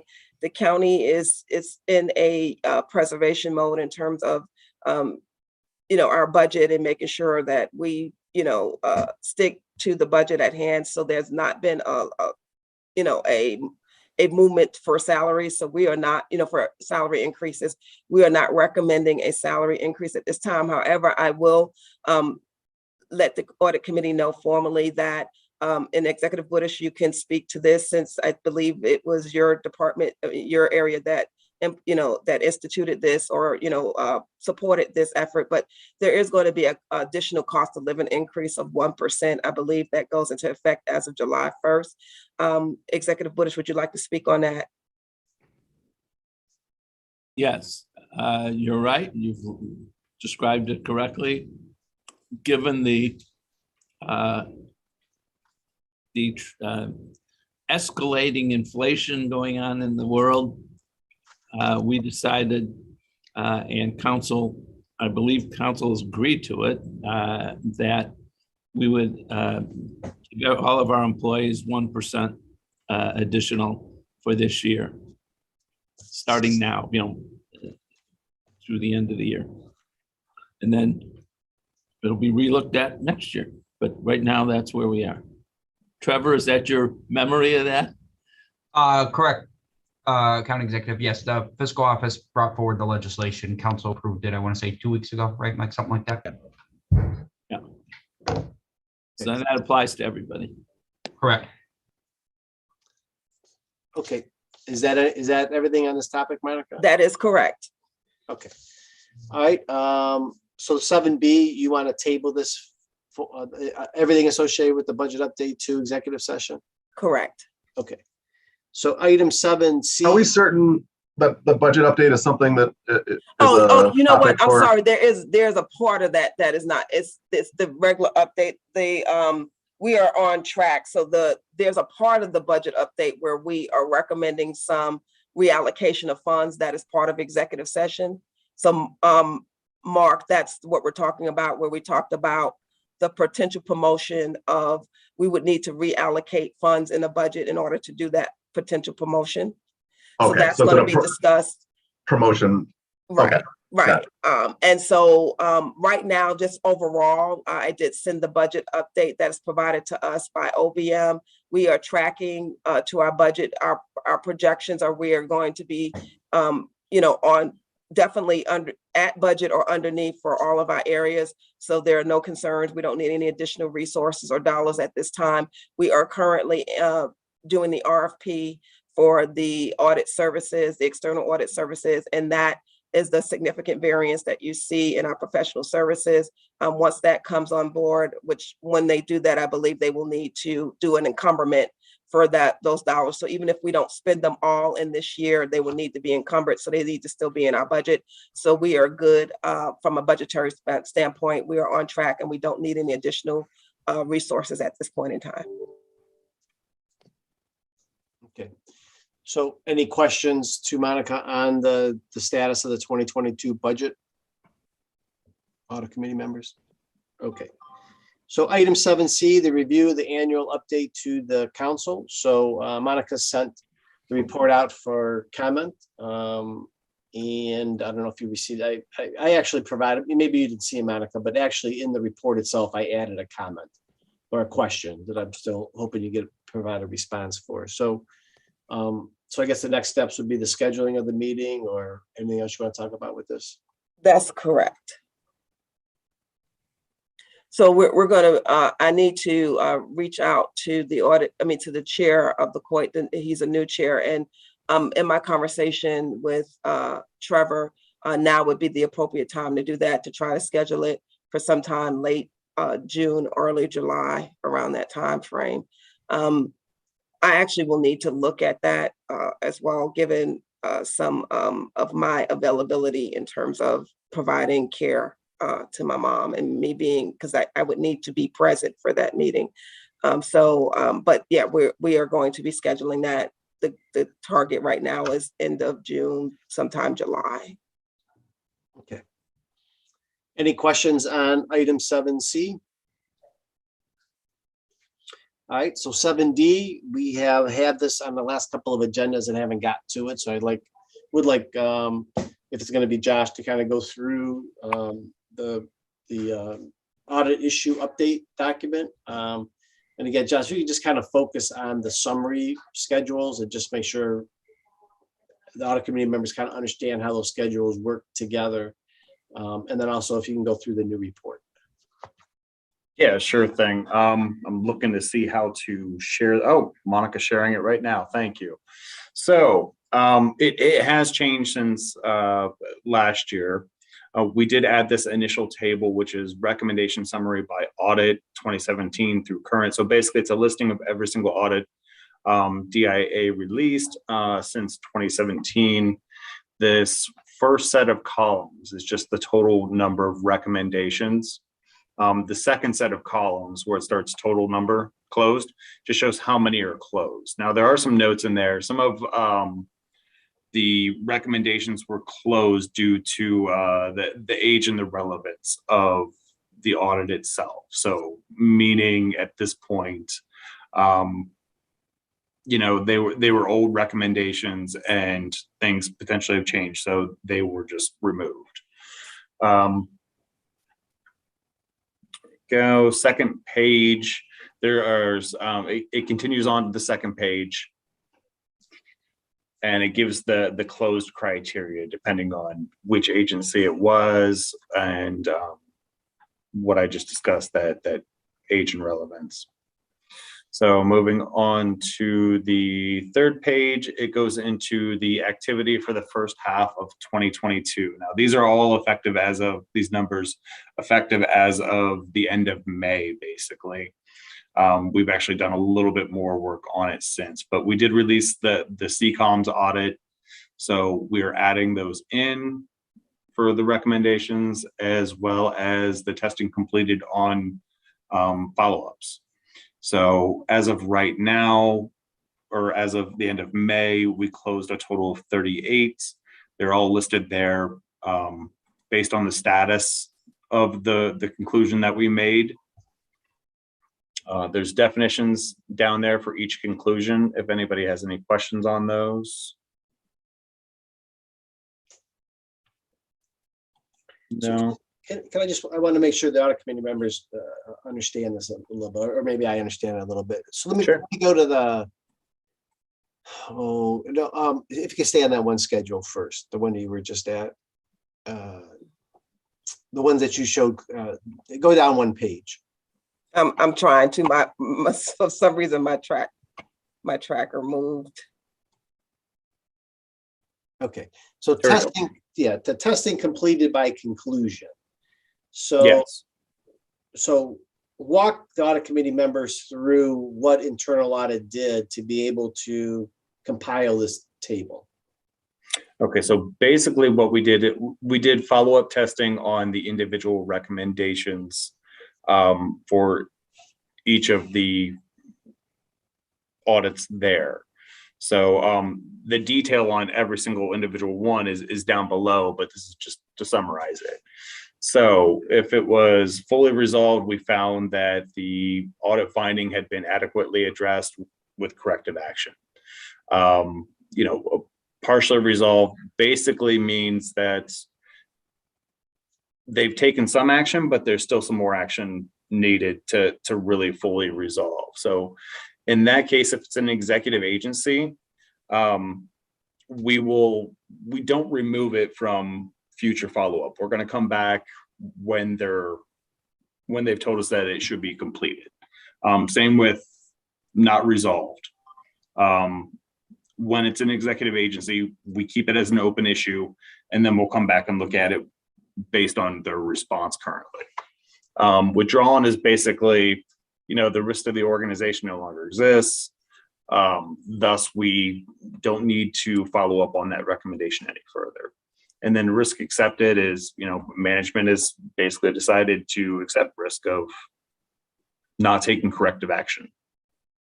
So in between January and May of this year, just if I have the right time frame, you tested 38 of the recommendations, and based upon your testing of those 38 recommendations, you drew the conclusion as to the status of the implementation of the, or the status of the resolution, I guess, of the recommendation. Correct. The 38 are how many we completed. I mean, we've looked at more, but we're still in process, basically. Okay. So this is the number that actually we were able to come to a conclusion. But it was within January and May of this year. Okay. Mm-hmm. All right. So I guess moving on to the next page. Chairman Abuzaro, I just would like to let you know that Yvette has informed me that she is not going to be in attendance. She's in DC. Okay, thank you.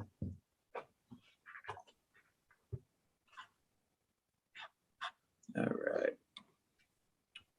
You got Monica, can I get you to drop it to the next page? Sure, sorry. Oh, no problem. Thank you. All right, so this is kind of the current overall status of all the recommendations that we have as of 2022. So right now we have 131 open. This is a rather large table, so it actually continues on to the next page, and it shows the 38 that we closed for a grand total of 169. So there we go. And then it continues on from here. It kind of gives a status of the 131 that we haven't completed testing on, where they're at in the process. So this first list where it says requiring IT consulting, basically we need some more knowledge base to actually conduct the follow-up testing based on the management response to the recommendation. So I think it needs a little more skill set than we have at the moment. So where is that? Is there a link? Is there a disconnect between what you're saying and what we're looking at? I'm sorry? What you just said there, is there, should we be looking at this page based upon what you just said there? It looks like maybe there's a disconnect between the pages we're looking at and what you just presented. Oh, yes. Sorry, that's on the next page. I'm looking at, I've got my own version up. Right. Monica, could you go to? There we go. Okay. So this is what I was talking about. So this shows the 38 that were completed. The grand total between open and closed for 2022 is 169 so far. And then here's the 18 that I mentioned that require IT consultant. Okay. Go. Moving on to the next page, currently being tested. This is kind of what was on our plate as of the end of May. We're currently going through 17. Pending detailed testing for 2021, meaning we'll look at them at some point in the future of this year. There's another 31. And then going on to this next page, there's 65 that we plan to look at in a future year. Now, some of these just require more time for the auditee to get implementation. It's also based on kind of the risk level of the initial recommendation. Okay. Could you go, are you done with the summary schedules? Pretty much, yeah. Could you go back to the first one, the very first? The very first page? Yeah. Okay, so walk me through, what's a good one to walk us through?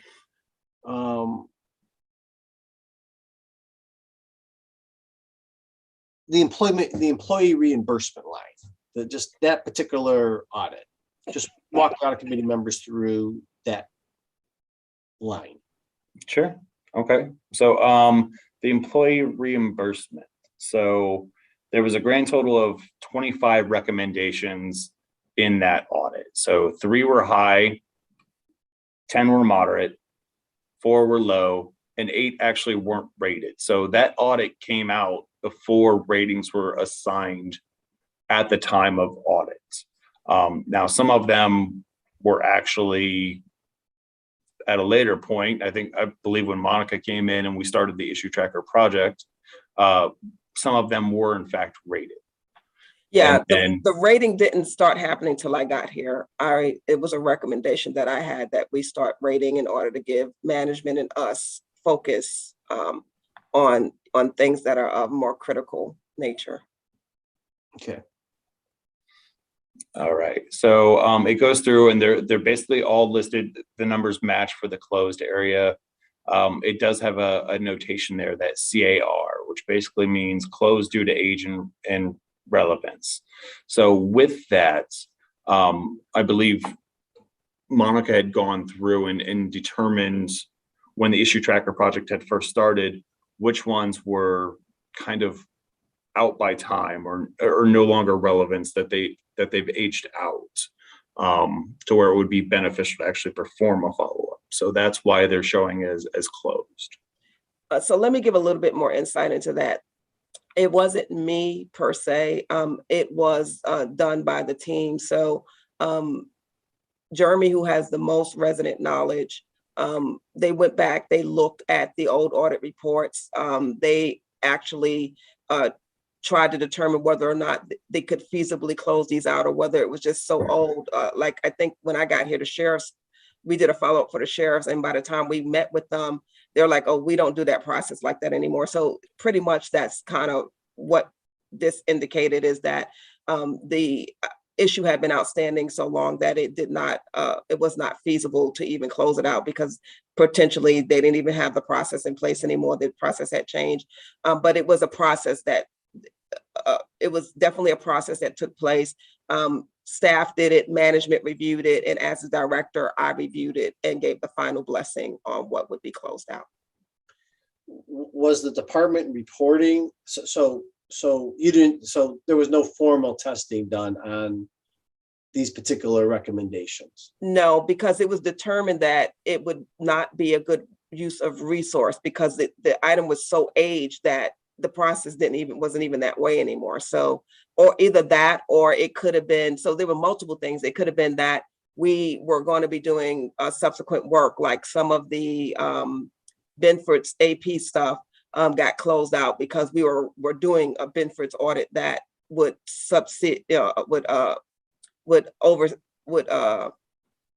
I can't think of the terminology I want to use right now, but basically the recommendations would be superseded. By any current recommendations from the current review. So there were multiple different reasons why something would have been closed out, but primarily it was the use of resources was not determined to be justified because it would not reap any potential benefit because the item was so aged. When did we release that report? Just When did we release which report? the employee reimbursement. What was the department reporting on the recommendations? I think Catherine's is here on the call, but was the department reporting on the status of their implementation on those recommendations? Yeah, so I can tell you that report, I believe, was released before I got here, even to the county. But I know, again, a number of those we had already given the information that we had implemented. I think it was one of the ones that I helped follow up on employee reimbursement. But I think this is a case where, again, our employee reimbursement process has fully changed. And we did things like, for example, I know we took a new travel policy to council and we changed all of the forms. So we had already done some things to address a number of those issues. But again, even with the implementation of the ERP, a lot of those things have also adjusted because they now have to go through the ERP system as well. So I think on that one, but I believe that report came out even before I was here, or it was coming out just as I started. Yeah, it was released in July of 18. Okay, so yeah. The audit period was 2016. All right. And then on the sheriffs, where you have them all being not rated and closed. So could you elaborate on that a little bit? I think that's pretty much similar to, oh, my apologies. The not rated was so- they didn't have a prioritization. Right, but they did have follow-ups conducted, like the old way of conducting a full-on follow-up audit.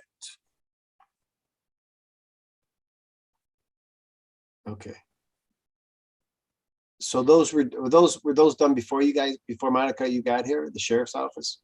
So the follow-up was still in process when I got here. It was one of those things that kept lingering. It was one of those audits that lasted quite a bit of time. And this is the one that I referred to when I said, when we sat down with the people and we went over this to follow up and we were going over these items, they're like, we don't even do that anymore. Or it was really not of value, of that much value to the entity that we had audited when we did the follow-up. When we finally closed that follow-up, which was done like right when I started that first period of 2020. And so there was like I said, little value because their processes had changed so much. The audit had been done so far ago that when we did that follow-up it just really didn't resonate with them. So we did do it. It was closed out while I was here. The work was done before I got here, but the report was being closed out while I was here. Okay. All right. Any other questions on the audit committee members on the database? Okay, so I guess from my perspective, all the information in here is helpful, but at some point in time, I don't know. I guess it's the question of the audit committee members.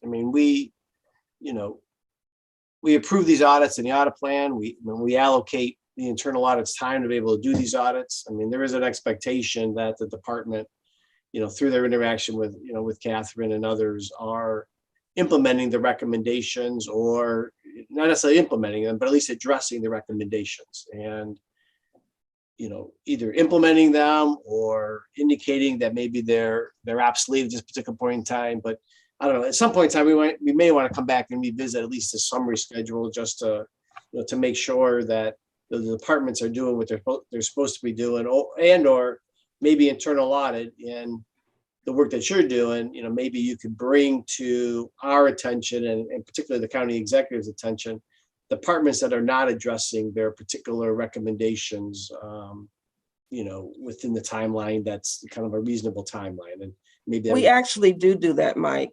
There is an end of the year process that we have established that and Josh, I'll let you talk a little bit more about that because you actually did it this past, but there is a process that we do notify the executive And I think, Mike, your concern is more when it comes to non-executive agencies, and that's to me a different conversation that I'd like to address after he goes through what we do for all of the agencies. Sure. Yeah, no, I mean, so first off, I guess when it comes to, keeping up and ensuring that agencies are actually doing something to address the risk that we identified, we do that. So even if we come to a partially or not resolved conclusion, what we do is if it's an executive agency, we'll keep the issue and recommendation open, and we'll follow up at a time that's kind of assessed based on their response and status at the moment. So if they say they need another 6 months, then we're going to come back at the appropriate time after that. Now at year end, I don't know if you recall, we did issue 2 memos. One of them was to juvenile court. One of them was to executive Budish. And so what those outline are the testing that we completed for the year, as well as anything was determined to be partially or not resolved. We also throw in there, if risk is accepted, or if the recommendation was withdrawn. So with that, it gives those authorities the opportunity to address anything they want at a management level. Okay, so you're doing it once a year, kind of at the end of the year? Mm-hmm. Okay, great. And Correct. Sorry, just to add in. So what I do with all of the items that are open in the department has said they set a date of when they would implement the changes. So I follow up on a monthly basis to get the information. And then again, if it's we had to write a policy, that information gets then brought over to the audit team to help them with some of their testing. So that when it's time for them to test, hopefully we already have all the documentation in for them to look at.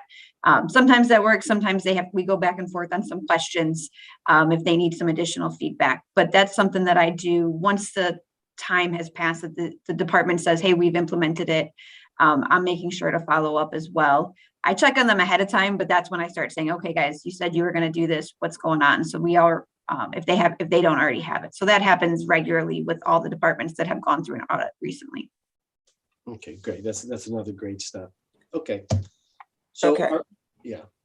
And then just when it comes to the non-executive agencies, we do issue that memo, but it goes back to the jurisdictional authority of our department through the audit committee, is that if we did the audit, even though we did spend the time to do the audit, we do try to do the appropriate follow-up, but we cannot, require them to resolve their issues. And henceforth, we don't want to expend resources continuing trying to get them to do something that they obviously don't want to do. So we just pretty much wrap it up in a nice memorandum and say, these are your open items that have not been resolved. We recommend that you do this, and we're here and available, ready to assist you when you are. Okay. So my only concern on that, and then I want to get onto the rest of the agenda, is, they should, in my opinion, they should still be in a position of reporting to you what they are or are not doing. So we as the audit committee can have a good sense as to whether or not the juvenile court are addressing the issues that you had identified. I mean, they requested you to do the audit. We approved you doing the audit. We approved you allocating those hours. I would just think that the department, in either some type of an MOU or something, should have some requirement to continue to provide reporting to you in regards to the, where they stand with the recommendations. Understood. It does not currently exist. Doesn't mean we can't try to do an MOU in the future should they request services, us require that. I will say that it may hinder them from, departments from requesting, but we certainly can attempt to do that in the future. But as it currently stands, that's not what occurred. So we have no ability to, to require them to report that information to us. And we just want to be good stewards of our resources and not continue to expend resources that are not getting the value. Right. But I mean, how do we know the value of the resources you allocated to audit the entity without knowing what to do on the recommendation? So it kind of goes both ways, but But, it's something that we should be putting in place to, if we're going to decide that we're going to do a non-executive agency, then they should understand that there's a requirement to provide that information back to you. You got enough executive agencies to look at to not allocate your time to something that we don't know whether or not they're taking the recommendation seriously. All right, I want to get on to the continue on the agenda. So we already talked about 7E, 7F, the review of the audit committee charter. So I'm going to actually just table this because we're behind a bit. So just to the audit committee members, Monica provided a recommended change to the audit committee charter.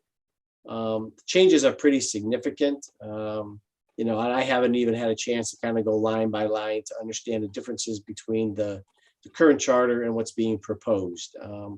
What I do think is there's a significant amount of dialogue and interaction and agreement that would have to take place to be able to, at least from my perspective, that I would feel comfortable in ultimately approving what was recommended. So I don't want to discuss it. I don't think we have time today. It would be something that we can discuss in the future, but so I just want to kind of table it at this particular point in time. So items G and H, I think those changes that are being proposed are much simpler than what was being proposed to the audit committee charter. So if Monica, you want to do just a brief overview to the audit committee members of what those changes are? Actually, Josh is prepared to do that. Okay. Yeah, I can do that. So regarding the internal audit charter, I'm not sure if how much you want me to go in depth on specific changes. But overall, they were based on the peer review. The revisions were made to align with the IIA Implementation Guide 1000, including, adding the signature of the county executive, referencing the executive order that he provided to give us access to records. We've removed some of the management administrative matters within there, as well as the all the GAO references, considering it's the opinion was you're a red shop or a yellow shop. So we've decided on red. That's the gist of it. Any specific changes we can definitely address if somebody has a question. Okay. So just to make sure the audit committee members get this, the biggest change, at least that I want to make sure the audit committee members are aware of, is prior to these changes here, the department was following either red or yellow book standards, and we had significant dialogue a number of years ago about what was appropriate for the department. What's being proposed here is to eliminate any reference to the yellow book standards. So the department will now follow 100% red book standards. Correction, Mr. Chairman. That decision was made prior to me getting here. The audit committee did decide that we were a red book shop. This is just bringing the consistency from a standpoint of our audit committee charter. So I did do a couple of meetings back, this question came up, and there was actually approval by this committee prior to me coming that the department would follow red book. This just is simply putting us in consistency with our audit charter with that approval. Okay, that's not my recollection of it, but I don't want to debate that here. So it's my recollection is that it was one or the other, and we kind of went through each one of the standards. We went through the comparisons. There was a big long spreadsheet that was developed to make sure the audit committee members understood which one of the standards that the department was going to comply with and why. But anyways, at this particular point in time, there's the elimination of anything associated with yellow book standards from both the audit manual as well as the internal audit charter. So I just want to make sure audit committee members are comfortable with that.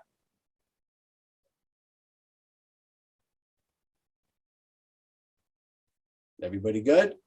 Because what she's going to be looking, we're going to be looking for approval. We're going to be passing a motion to approve these changes. I mean, county executive, you're now being asked to sign off on the internal audit charter. I would like Armin to weigh in on that, because when I met with him, he had some reservations, but he said he was going to give some further consideration to it. So Armin, are you prepared to speak about that now? Oh, he's on mute. You're muted. No, I'm not really able to talk about it right now. Okay, so then it may be difficult for us to pass this if you're not comfortable with the signature, because it does include the signature. We can do it with the exception of that signature if that is the desire of the committee. What what did I miss? But why does it need the county executive signature? It's best practice from in the standards. You know, that was one of the peer reviews recommendations. So we were trying to align the charter based upon the peer reviewers' recommendations, and that was one of those recommendations, is that the executive sign off on the audit committee charter. Kind of like I would be comfortable moving forward without a signature. I mean, I'm not quite sure why it would not be necessary. As they explained it to me, because I did question that when they made the recommendation, as they explained it to me, is that it would gives the formal solidification to all that they have the support internally of executive management in carrying out the responsibility of the Department of Internal Audit. So that was the rationale they gave to me. Okay. I would almost recommend we move forward without the executive signature. I guess, and the other change I want to make sure of is the language has us doing the peer review every 5 years versus it was every 3 years. And I want to make sure our committee members are comfortable with that recommended change. And I think that language is inconsistent in one of the documents, Monica. Somewhere still references 3 years. I can't remember what document. So those are the major changes. So it's the incorporation of the executive order for the public access records. It's the elimination of the yellow book standards. It's we said by going to the red book, that in itself defaults to a 5-year peer review. You can keep it if you like at a 3-year, but the standards require it every 5 years. You can do it more frequently if you like. So are we in a position of approving both of these documents? The internal audit charter and the internal audit. So the only change to the internal audit policy is the audit manual, which incorporated generally the same reasons for the changes. Is that correct? It did. There were some additional changes based on, our current procedures. So, it adjusted the follow-up language to actually be more aligned with the issue tracker process. Inclusion of some of the documentation that we've been using lately, the scoping memo, the CCFs, that type of thing. But for the most part, it was a consistency thing between the two. Okay. So do we have a motion to approve the revised internal audit charter with the elimination of the county executive's signature? So move. Somebody want a second? Second. Okay, so all in favor of approving the revised internal audit charter, eliminating the county executive's signature, say aye. Aye. Opposed? Okay. And there's no signature issues with the audit manual, is that correct? I don't believe there is. Okay. You want to check that real quick to see if we have to?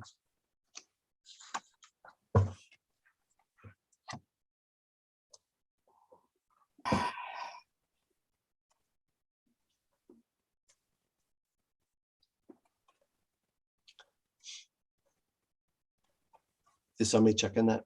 Yeah, I'm looking right now. Okay.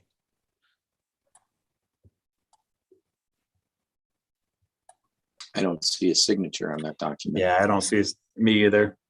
Okay, so there's no, okay, so all in favor of approving the, I guess it's just a revision to the audit manual, right? Mhm. Correct. Say aye. Aye. Aye. Opposed? Do we do a motion? I don't know. I guess we need a motion to approve it. So moved. Okay. Somebody want a second? Second. Okay. So all in favor of approving the revisions to the audit manual, say aye. Aye. Opposed? Okay, great. Status of current engagements. You want to kind of walk through this one quickly, Monica?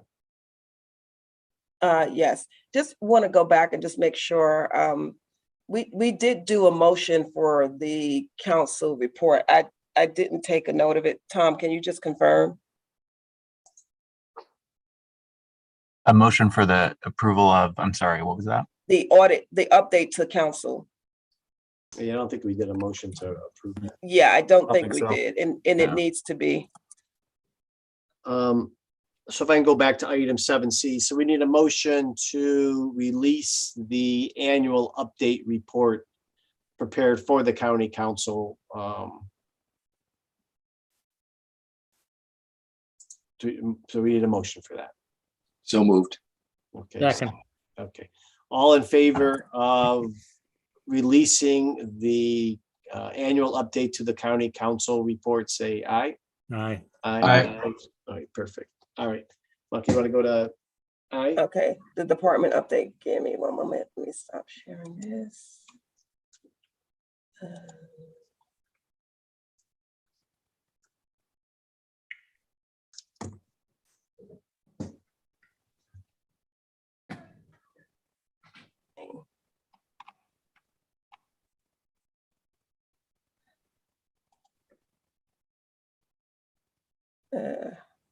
Sorry.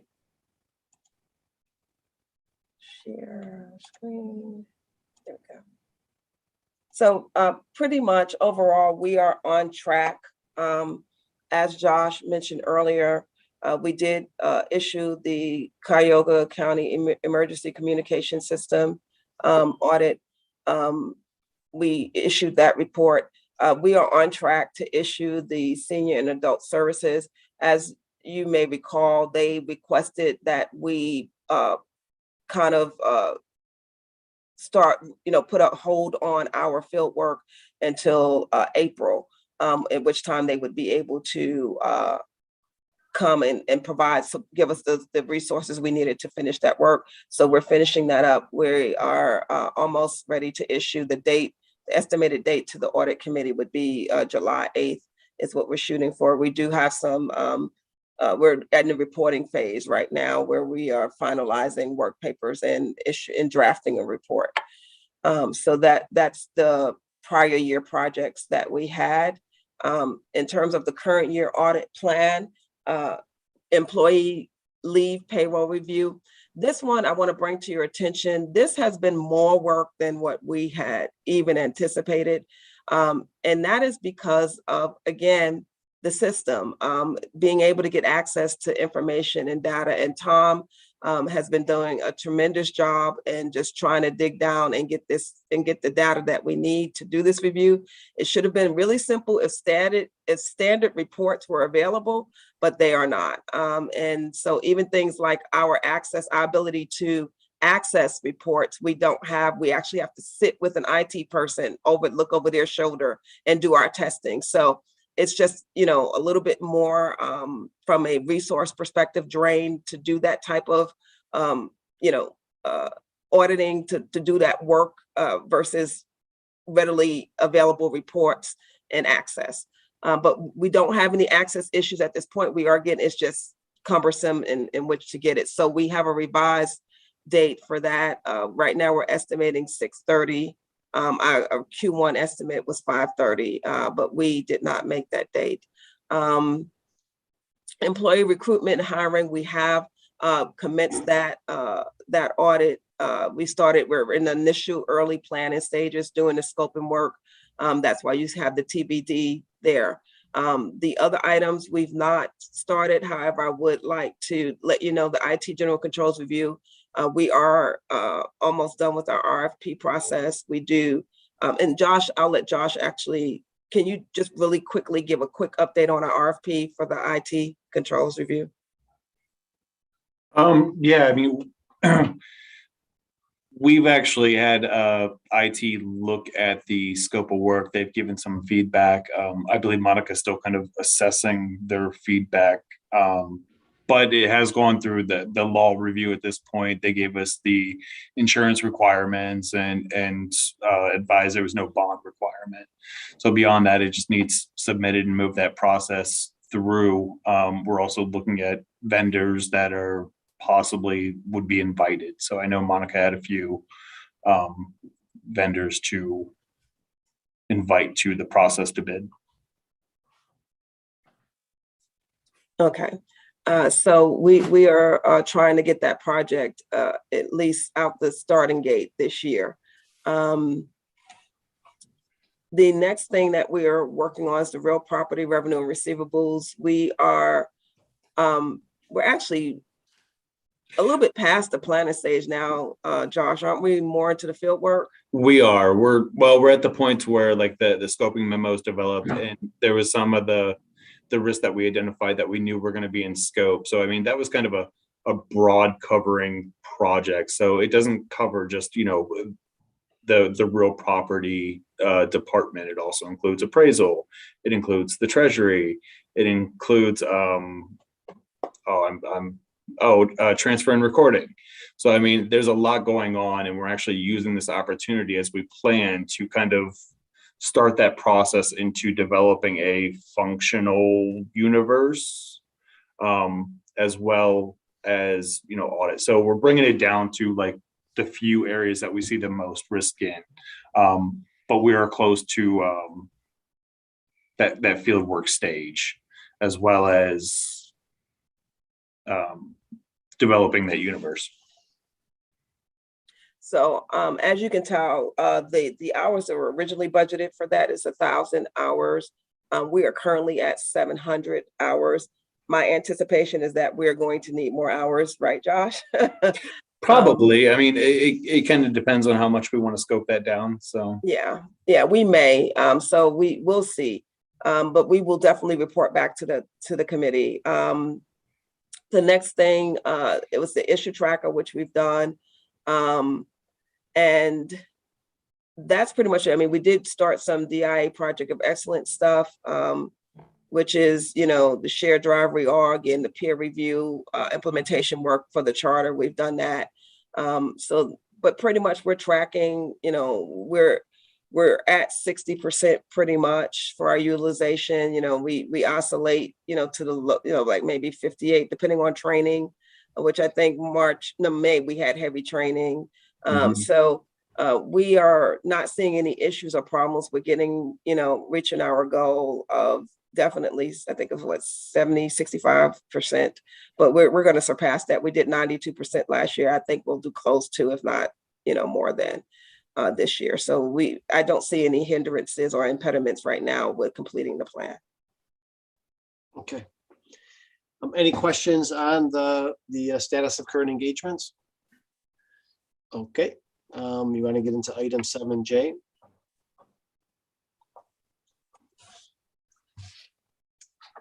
So current emerging risk. So this is, I just wanted to kind of make you aware of some emerging risks with the entity. We did do quite a bit of training, as I mentioned earlier. One of the areas which it seems everybody's placing focus, including the organization in terms of resources, Councilwoman Cornwell has actually reached out to the audit department and asked us to provide to her where we think we can help and add value in the initiative of diversity, equity, and inclusion. So this is the emerging risk that I just wanted to kind of put on your radar, is that, you know, there are emerging risks now. Quite a few, I'm sure you're aware, quite a few entities, more than a few, are placing resources on this DEI, as has the county. It's definitely a strategy focus for the county. And so to the extent that we can, without jeopardizing the audit plan, we will provide some support to the DEI initiative internally. We are scheduled to do some training on DEI with everyone else that's within the county executives agencies. And I have already met with Councilwoman Cornwell and have provided some assistance and will be providing additional resources that she can leverage. The other thing that this committee could look forward to us is, to the extent that it's appropriate and possible, without adding much to, the way of the plan, we will be looking at DEI when we do our different audits, and particularly in the HR area, we'll be looking at some DEI concerns as it relates to the hiring practices and things of that nature. So we will try to, as much as possible, incorporate DEI as per, what our peers are doing in our audits that are already planned. Okay. Any questions on that topic for the director? No question, but I would ask if perhaps at our next meeting, if there's greater clarity about what the role is going to be of the department in the initiative, a brief update report would be, I think, important. Okay. Okay, great. I got that in my notes also. Okay, so there's no other questions. I want to jump back to item 5, the executive session. And I want to go into executive session in regards to a couple items that we want to discuss. Okay. So all meetings of the Cuyahoga County Audit Committee are open to the public under the Ohio Open Meetings Act. However, the committee may go into executive session during a meeting for specifically authorized purposes. During executive session, the committee confers outside of the hearing of the public, but may not make any decisions about any matters in executive session. All final decisions are made in public.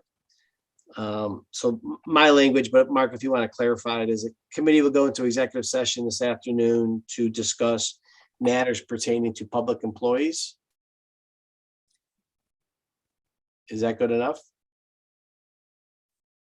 I believe I we have to believe- be, Sorry, Monica, go ahead.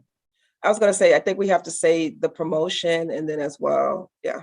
Right. Employment and promotion is my understanding of the topics. Okay, so the committee will go into executive session this afternoon to discuss the evaluation and promotion of public employees. Yeah, the evaluation is a part of the employment of a public employee. Yeah, okay, all right. Do I have to say it or is it already said? I think it's in the motion. If friendly amendment. All right. I got it. So we Make a motion for the employment and promotion to move into executive session for a discussion on employment and promotion of public employees. Okay. A second? That was the motion, right, Sal? Yes. Okay, so we need a second. Second. Okay, so we need a roll call. I believe. Calling roll, Michael Abuzarol, Yes. Keith Libman, Yes. Trevor McLear, Yes. and Salvador Talarico. Yes. Okay, so the folks that I want to have go into executive session are all the members of the audit committee, voting and non-voting, and Mark and Brendan and anybody else? Any other legal folks on the call? Okay, so No, that's it, Mike, I think. that's it. Okay. So Monica, could you handle that? I'm doing it now. Okay.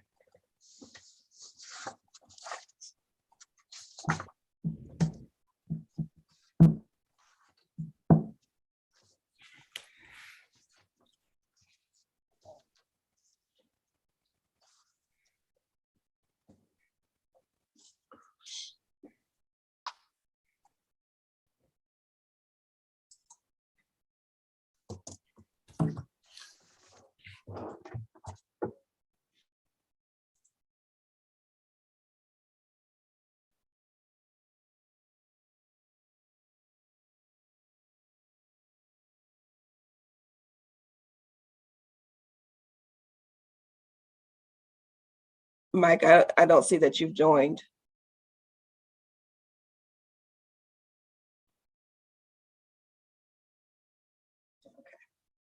Hey, Monica, he's in there. Yeah, I see it. That's it now.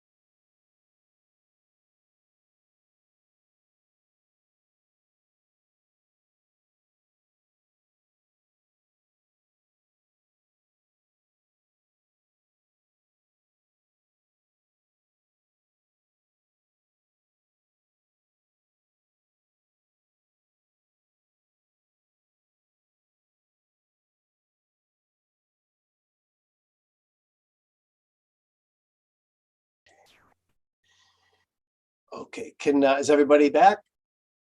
Or I think everybody's back. Okay, so we are reconvening the meeting of the committee, and we are now back on the record. And so I think we need a motion, Sal, to move forward.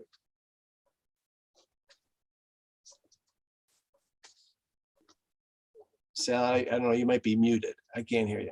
Yeah, he's on mute. Yep, sorry about that. Mr. Chairman, I'd like to make a motion to adjust the internal audit budget dollars to accommodate the promotion of an audit staff employee to audit senior, and further to promote Tom Schneider to audit senior. Second. Second, okay. So all in favor of the motion as presented by Sal, say aye. Aye. Aye. Aye. Opposed? Great. Congratulations, Tom. Well deserved. Thank you. Okay. So we're back on the agenda. So any public comment unrelated to the agenda? All right. I've received no public comments. Okay, great. So our next meeting, our next regularly scheduled meeting is September 8th of 2022. So this will be, I think it's in person unless the laws continue to change, but we'll let you know that. We will be scheduling a kind of a separate meeting specifically for executive session, and Monica, I'll give you some of the logistics after the meeting, sometime before the end of June, ideally. Okay. So do we need a motion to adjourn? I can never remember this. Yes, you do. Okay, we see a motion to adjourn. So moved. Second. Second. All right, all in favor of adjourning, and thank you for staying 9 minutes later. I appreciate it. Say aye. Aye. All right. Thanks, everybody. Enjoy the rest of your day. Bye-bye. Bye-bye.